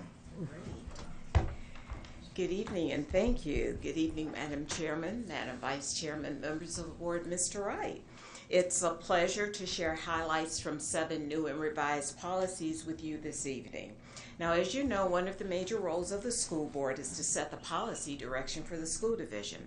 So we're fortunate to have 2 school board members returning to the committee, Dr. Best and Mrs. Amon, along with a principal from each level, administrators from the Department of Teaching and Learning and the Office of School Leadership, a teacher, our 2 attorneys, and then myself as the policy administrator. Now this evening, I would like to share 7 new and revised policies for review in 2 groups. First are those that are required by new state legislation, and as most of you know, we typically begin each policy year by revising our current policies or developing new ones to meet recent state mandates. And second are the policies that we develop to support best practices in the school division. Now, there are 5 policies resulting from recent legislation that I will highlight this evening, and they range from revisions to the school board's policy on participating in meetings virtually, to a new requirement for instruction regarding gambling prevention, to revisions addressing student attendance. So I'll take a moment to speak to each of these. Now, a couple of years ago, the school board approved a policy to allow electronic meetings from remote locations when the governor has declared a state of emergency. Later, the state code expanded the provision for board members to attend meetings virtually under certain circumstances. Now, although we've been following the state code requirements since they were enacted, we are clarifying the language in our policy around the 4 circumstances when board members may participate in meetings virtually. And they are: 1, when the board member has a temporary or permanent disability or other medical condition that prevents him or her from attending.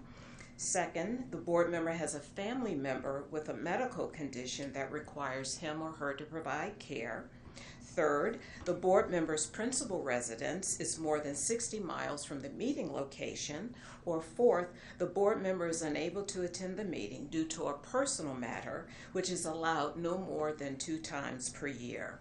And lastly, the school board members attending the meeting must vote on each request separately, and the votes must be recorded in the meeting minutes. Now next, we are revising our current policy on the school year, school day to add the requirement that the school board offer in-person instruction to every student enrolled in elementary or secondary school for at least 990 teaching hours per school year. We already had the 990 teaching hours in our policy, but the new requirement is that we add the term in-person. And as you are aware, we have well over 990 instructional hours in the board-approved calendar. Now, the exceptions to the policy are for emergency situations or student discipline issues that are noted in the state code. Now, currently we have a policy that requires the school division to provide instruction on the use and misuse of alcohol, tobacco, and other drugs. Now the state is requiring school divisions to provide instruction on gambling abuse and on the potential for gambling addiction. So we've revised our policy to include that requirement. Now, next is a new policy that mirrors recent state legislation requiring school divisions to establish procedures that, 1, identify all instructional materials with sexually explicit content, 2, ensure parental notification of any instructional materials with sexual explicit content, 3rd, permit parents to review all instructional materials with that content, and 4th, to ensure that alternative instructional materials are provided in a non-punitive manner for any students whose parent requests such materials. So in keeping with the state code, the approved policy will become effective in January of 2023. And currently our school division's instructional team is working to develop procedures to implement the requirements of the policy. And for our last policy in this group, we are revising our school division student attendance policy to add 4 new requirements that allow school absences for the following reasons. And I shared these with you earlier this evening, but we'll review them once more for the viewing audience. First, for a student's mental or behavioral health. Second, 1 day per school year for middle and high school students to engage in a civic event. Third, a maximum of 5 days per year for students to participate in 4-H educational programs or activities. And lastly, 1 day per school year for students to attend a powwow gathering if they are members of a tribal nation that is headquartered in Virginia, provided that the students' parents provide advance notice to their school. And as you are aware, we are revising the policies to the attendance procedure to curb excessive absenteeism in support of the school division's belief that daily attendance contributes to a student's academic success. Now, the last 2 policies that I will be sharing with you this evening are not required by law to be in board policy, but work to support best practices in the school division. The first is a revision to our policy on salary deductions, and the second is a new policy that prohibits employees from recommending certain medications to students. So in addition to our current mandatory and voluntary employee payroll deductions that are addressed in our salary deductions policy, we are expanding it to allow deductions for programs that may be offered and sponsored by the school division in the future. And we also took the opportunity to add medical, dental, and vision benefits to the policy and to allow for any new school division sponsored benefit that will be offered as a group plan in upcoming years. And although this has been a school division practice for years, this last policy is aligned to the state code in prohibiting school division employees from recommending the use of psychotropic medications for any student. The new policy defines psychotropic medications as medications that are prescribed with the intent of altering mental activity, such as antidepressants and medications that treat hyperactivity. Now, however, our health services staff, classroom teachers, or other school professionals may recommend that a student be evaluated by an appropriate medical practitioner with the written consent of the child's parents. So as I conclude my report this evening, I wanted to revisit our timeline for implementing the 5-year review of our 11 policy chapters that contain over 400 policies, many of which also have implementing procedures and exhibits. So as we continue to develop or update the policies that may be required by state and federal mandates and that support the school division's best practices, we will also initiate the review of our next policy chapter, which would be on human resources. So in terms of our next steps, our new and revised policies will come before the school board for action at your November 15th meeting. And once approved, the new and revised policies and procedures will be posted on our school division websites and disseminated to our schools and to our public libraries. So this concludes my report this evening. I would be happy to respond to your questions. And I'd also like to take the opportunity, as Mrs. Searles Law said, to thank you for the input that you've been providing as we do a deeper dive into our instructional policies and as we continue to move forward with the new policies that are required for this year. So thank you so much for your input and the feedback that we've received. We really appreciate it. Thank you. I just have a quick question on the benefits, because some benefits are already deducted, like some group benefits. Does this just catch the policy up to what we're doing? Yes, and because, for example, we used to offer legal services and we had stopped that and we want to reinitiate that. Okay. So this will allow us to do that. Thank you. It will cover that. Yes. Comment. I just wanted to thank the committee for your hard work and attentiveness and being a part of that committee. It is very time consuming and it's something that you have to take very serious. So I just wanted you all to know that we do appreciate the time and the effort that you put forth in giving us a good product to work with. Well, thank you so much. We appreciate it. The committee and the team working together. Thank you. Thank you. Thank you very much. Okay, Mr. Wright, do we have any updates on the attendance policy that we're going to consider this evening? Well, we provided those updates during our workshop Great. today. Thank you so much. We hope you found that information helpful. So we're ready to turn it back over to you. Sounds good. Thank you so much. So do I have a motion to approve moving that attendance policy that we've had some updates to from a report earlier today in our work session to action this evening? Yes, Madam Chair, I would like to make a motion that we approve moving the attendance policy from reports to action. And do I have a second for that? Second. And is there discussion? Madam Chair, my comments on policy JH would be that I think it has the makings of a truly effective policy. It's definitely needed. We saw the report tonight in our work session on chronic absenteeism, and we know the steps that we want to take. I still do at this time, though, feel that policy needs some additional work. I provided some comments and concerns, minor edits that I believe will improve the policy, and I think I would like to allow time for that work to take place. And so at this time, I wouldn't support moving forward with adopting policy JH tonight. Anybody else have comments on that particular policy at this time? Okay. I would definitely do want to thank the team for preparing that presentation. It was very conclusive and allowed us to understand the direction we will go with our absenteeism policy to help us make sure that we're meeting the accreditation requirements of the state. So, with that, would you please call the roll? It has to. Yeah, there's no rule. Mm-hmm. Okay, and the fact that, okay, so we don't actually have to call the roll for the no.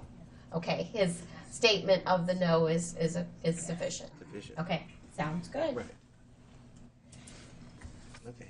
Okay, so that leaves us with the 5.03, the attendance report, 5.04, membership report, 5.05, construction report. Board members, you've received copies of these reports. Are there any questions at this time?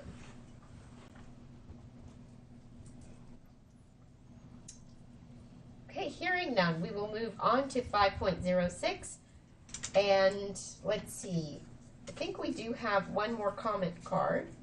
So I will call Reverend James Brown. Good evening. Good evening. Good evening. Hello. It's always a pleasure to see you, Dr. Rose, and the members of this great board. Y'all are doing such a great job. And I commend the new people in the administration that are coming on to continue the great work that you guys have done the last 4 years at least, especially in your efforts to produce another Huntington Middle School, which is very much needed in the southeast end of town.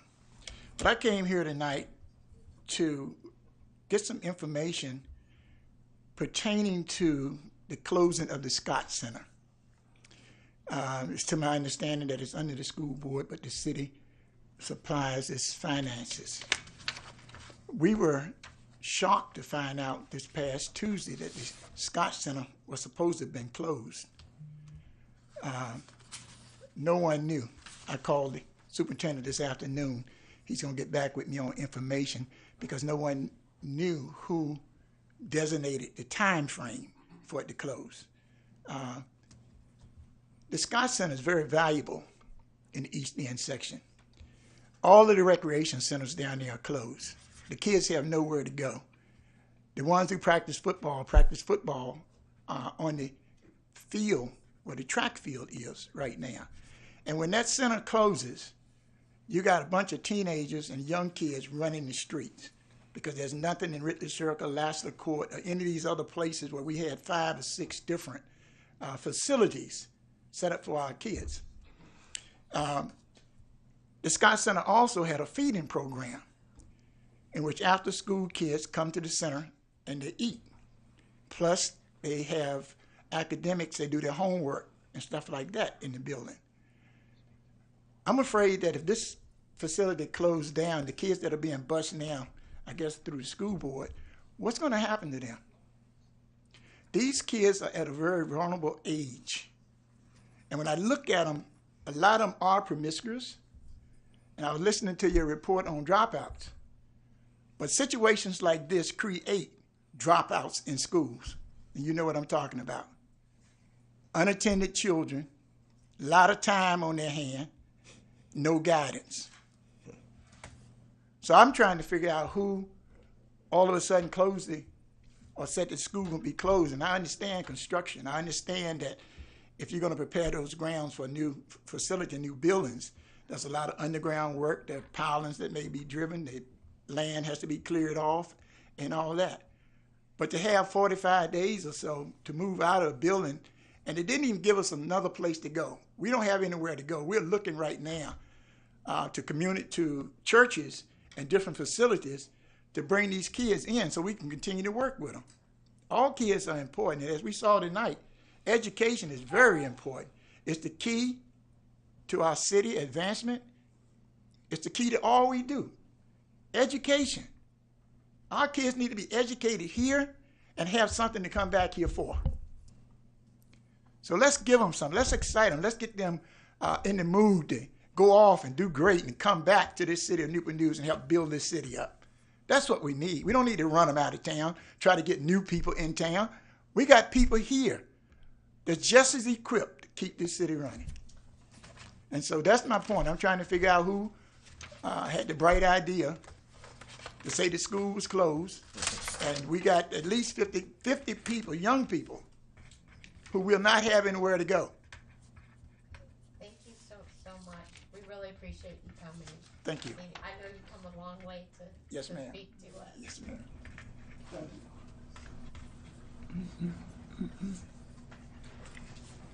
Okay, we are going to move to comments of the Chief of Staff this evening. Thank you, Madam Chair. On October 6th, representatives from the Department of Defense Education Activity visited several of our schools and classrooms to see cyber STEAM in action. As you may recall, the DODEA awarded Newport News Public Schools a grant in 2018 to expand cyber STEAM instruction. The representatives were impressed. Yes, student and teacher voices were heard, and the work in action demonstrated a clear focus and a program, and we were excited to be granted that money, and we will continue to capitalize on our cyber STEAM program. As seen in the pictures here, our visitors saw our students demonstrating age-appropriate understanding of the engineering design process and applying the knowledge to solve problems. They also witnessed student engagement in the classroom from our youngest pre-K learners to our middle school students. They also visited cyber STEAM labs, which were noted as wonderful spaces for students to innovate and for teachers to check out STEM materials. Special thanks to our STEM instructional team for their successful implementation of this grant. Next up, this month is National Principals Appreciation Month. On behalf of NNPS, I thank all of our principals. We thank all of our principals and assistant principals for their commitment to our students and staff. As a former principal, like many of us in the room, we know firsthand how challenging and rewarding the job can be. Thank you so much to our principals and to our aspiring principals for what you do. October is not just Principals Month. Every day is Principals Month, so we appreciate you. All right. October is Disability History and Awareness Month. Throughout the school division, we are recognizing and celebrating the contributions and the history of people with disabilities and increasing our public awareness around the rights of people with disabilities. This is also National School Bus Safety Week, and tomorrow is School Bus Transportation Employees Appreciation Day. Let me say that again, that's a long one. School Bus Transportation Employees Appreciation Day. So if you see a bus driver and the bus is stopped, or if it's riding, just wave and say thank you, blow a kiss. We appreciate them so much. We want to acknowledge and thank them for their professionalism, their dedication. We want to thank our transportation staff for what they do and for ensuring the safety of our students, making sure that they're picked up and they arrive back home safe. We salute also our bus assistants and our mechanics and our trainers and our dispatch staff and office staff. Thank you for what you do. And finally, I'd like to remind all of our students and families that schools will be closed for students this Friday, October 21st. And Tuesday, November 8th. And I think November 8th is a big day, right? It's a big day, right? Okay, all right. I thought it was. So, Madam Chair, that concludes my comments, and I will turn it back over to you. Okay, thank you so much. So we will begin tonight's comments from the board with Douglas Brown. Okay, so I'll go first tonight. Well, I'll just say once again that I feel very privileged and very proud to be a part of a board where we have approved tonight a capital budget that had $240 million in it. My recollection is fairly good with numbers, so I believe I recall around my first capital budget, it was around $80 million. And at the time, I voted against it because I said that is not reflective of the needs of the school division.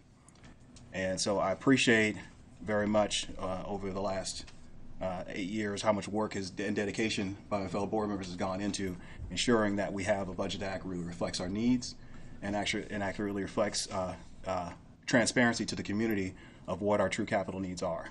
And I'm very happy that we were able tonight to pass a budget that reflects our needs, because I believe that that's our number one job. Regardless of behavior of City Council and what we get, our job is to make sure that we've accurately asked for what is needed. And I do believe that we have asked for what is needed. And I want to highlight, once again, some of the great safety improvements to our school division that are in the budget. We've got $11.4 million for having secure front offices for our building, so that all visitors will have to go through the main office when they enter into our schools. We have $600,000 for elementary playground replacements. We have $10 million in here for learning cottage replacements, which also gets kids back into the school building, makes them safer, provides better, secure facilities for our students. So I'm adding up a total of more than $21 million in safety improvements that we are pushing forward in this capital budget, which shows our priorities are in the right place, making sure that our kids are safe.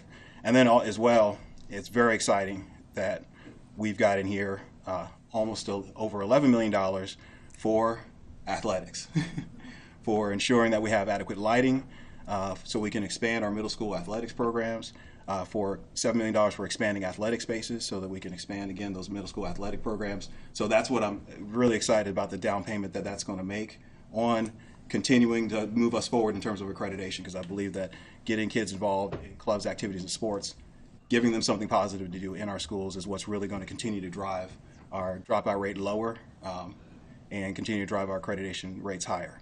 So I believe this budget accurately reflects our needs, and very much appreciate the board supporting having our needs reflected in the budget. So thank you all tonight, and please go out and make sure you vote on November the 8th. Great. Our student reps, we're doing this for all students, so please have your voice. Thank you. The first stage meeting is actually next Wednesday on the 26th. And it's the first in-person meeting that we've had for, I think, 2 years now. So I'm really looking forward to be able to actually interact face-to-face with students across Newport News schools to actually gauge like what they're thinking. Because I know when we were virtual, most kids didn't like talking on the camera. Mm-hmm. So to be able to share that with the school board and be able to better understand what's going on there. Thank you. Thank you. Mr. Harris. No comment, Madam Chair. Okay. Coming this way, Mr. Ely. Thank you. I just want to thank Newport News City for the amazing job they did with the STEM event they had at Brooks Crossing. A lot of our students from Newport News all over participated with STEAM and STEM initiatives. They was building robots. They was just doing so much. And NASA was there, Langley was there, so many different companies was there. We're doing hands one-on-one with our children. Also want to say congratulations to Mitchfield Golf Tournament for winning regionals. I believe Rebecca Evans' son is on the golf team, so congratulations to Mitchfield. I'm a Monarch as well, so congratulations to them. Also, like you said, Reverend, about the closing of the Scott Center, it's definitely saddened, and I think as a school division, not just the Scott Center per se, work on how we could do a community school partnerships with a lot of our gyms. I remember growing up, the gyms for the schools, they were open, they were recreational gyms. Magruder was recreational. Newsom Park was recreational. So I think we need to have those conversations with our city. How can we make our schools, if we provide the space, the gyms, how can we have that partnership with the city with providing staff for that? Because the more children that we have off the street and involved in positive activities, the less crime rates we have. When you go into a lot of our community centers now, there's not too much going on, and or they're not open, or the staff. But I think if we work on some type of partnership with schools and community centers, I think we would do a lot. It will be a lot of great things and a lot of things accomplishing that. So I think something in the future, that's something we can work on, is figuring out how we can offer those services, because ultimately we want to keep our kids off the street. And like was said earlier, when kids are busier, a lot of times better test scores, because a lot of times these coaches and recreation facilitators, they act as mentors of kids, and sometimes role models, or sometimes the only parents they do know. So I definitely agree 100% on having alternative motives. And I was thinking it in the back of the head, even with the reconstruction of doing the new Huntington Middle School, it should have been one done. You do Huntington, leave Doris Miller open, but the plan is kind of like you're not going to have anything down there. So what's it going to be planned as far as recreation in the East End community? So I guess that's a city / if the school system can kind of take the lead on and say, hey, we're going to offer recreation because we don't want to leave our children out there with no options. And basketball is a huge thing. I know a lot of the guys at Doris Miller, you ride past there, it's packed during the daytime. I don't know what's going on, but it be packed with people playing bad. I guess it's their day off. But it's utilized by adults and children. So to take recreational totally out of our city pretty much for who knows how long that's going to be, is something maybe the school system can work with the city on moving that agenda forward. So thank you for those comments. And I think the school system, we've always been kind of community orientated to do what's best for the city and the school system. Sometimes I feel like we play dual roles of the citizens, but I think we can move that forward to give our community something to do. Mrs. Amon?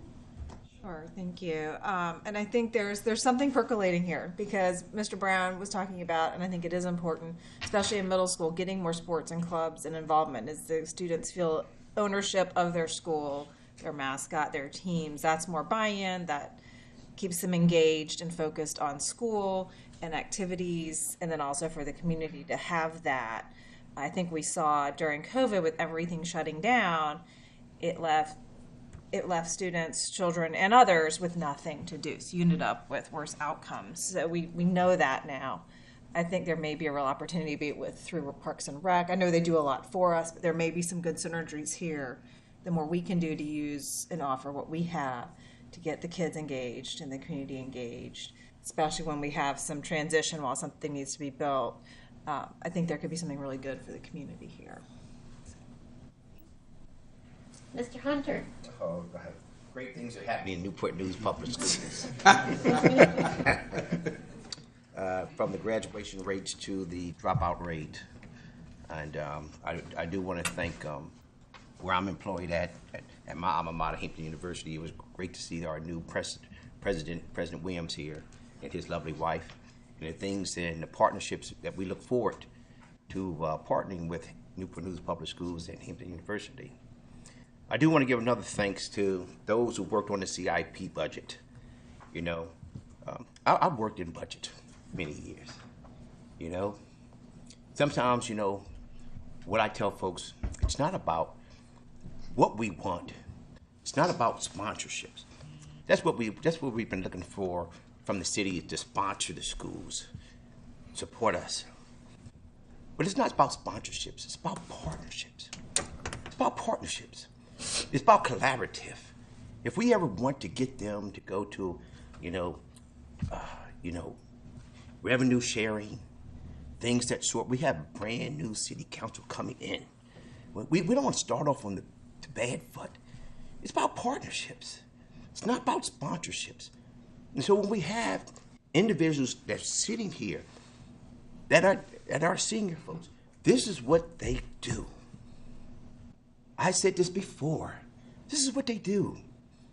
You know, some of the issues that we've had at some of our schools is because this board, self-included, have gone against advice, what we pay people for. And so I'm passionate that, you know, we get this right and not start off on the wrong foot with a brand new city council that we know we're going to have. It goes for these policies that we have, that we're putting policies again on delay that will have an effect that we can't put in place because accreditation, part of accreditation, you have to be in school. So no, it may not be everything that we want, but we needed to put something in place today. School has started. School has started. You know, don't look at the students. Look in the mirror like Michael Jackson says. look in the mirror at ourselves. Seriously. We're making lives and decisions for students and their families, and one that we can't even present to their mothers and fathers and say this is what has to be done, and we can start this today. So we're going to lose another month before we can put that into operation. We're better than that. We're better than that. It's about compromise. That's what I do for a living. I build relationships. That's what I do. I've been doing it all my life. And I succeeded in the lots of things that I've done because it's about partnerships. That's what we do. So when we make decisions, even at the Huntington, that school may not be in the same exact place, but let me tell you what, those kids to go there, they were going to a brand new school, man. You know, this brand new school, it can't be about what we want. We have to say what's best for those students. What's best for those students? I want us to be passionate and think about, and stop thinking about self. Stop thinking about self. Everything that I do is always going to be funneled through the prism. What's best for our students and our teachers and our staff and our workers here, and for the families. But great things are happening in Newport News, and we do have a CIP, and I hope that, you know, we're able to move ourselves from getting away from what I want or what we want, and what is best for students. Thank you. Thank you, Mr. Hunter. Dr. Best. Good evening, and I would just like to say happy Principals Month to all of our school administrators. We know that you work hard, and I'd like for you to know that we appreciate all that you do. Thank you.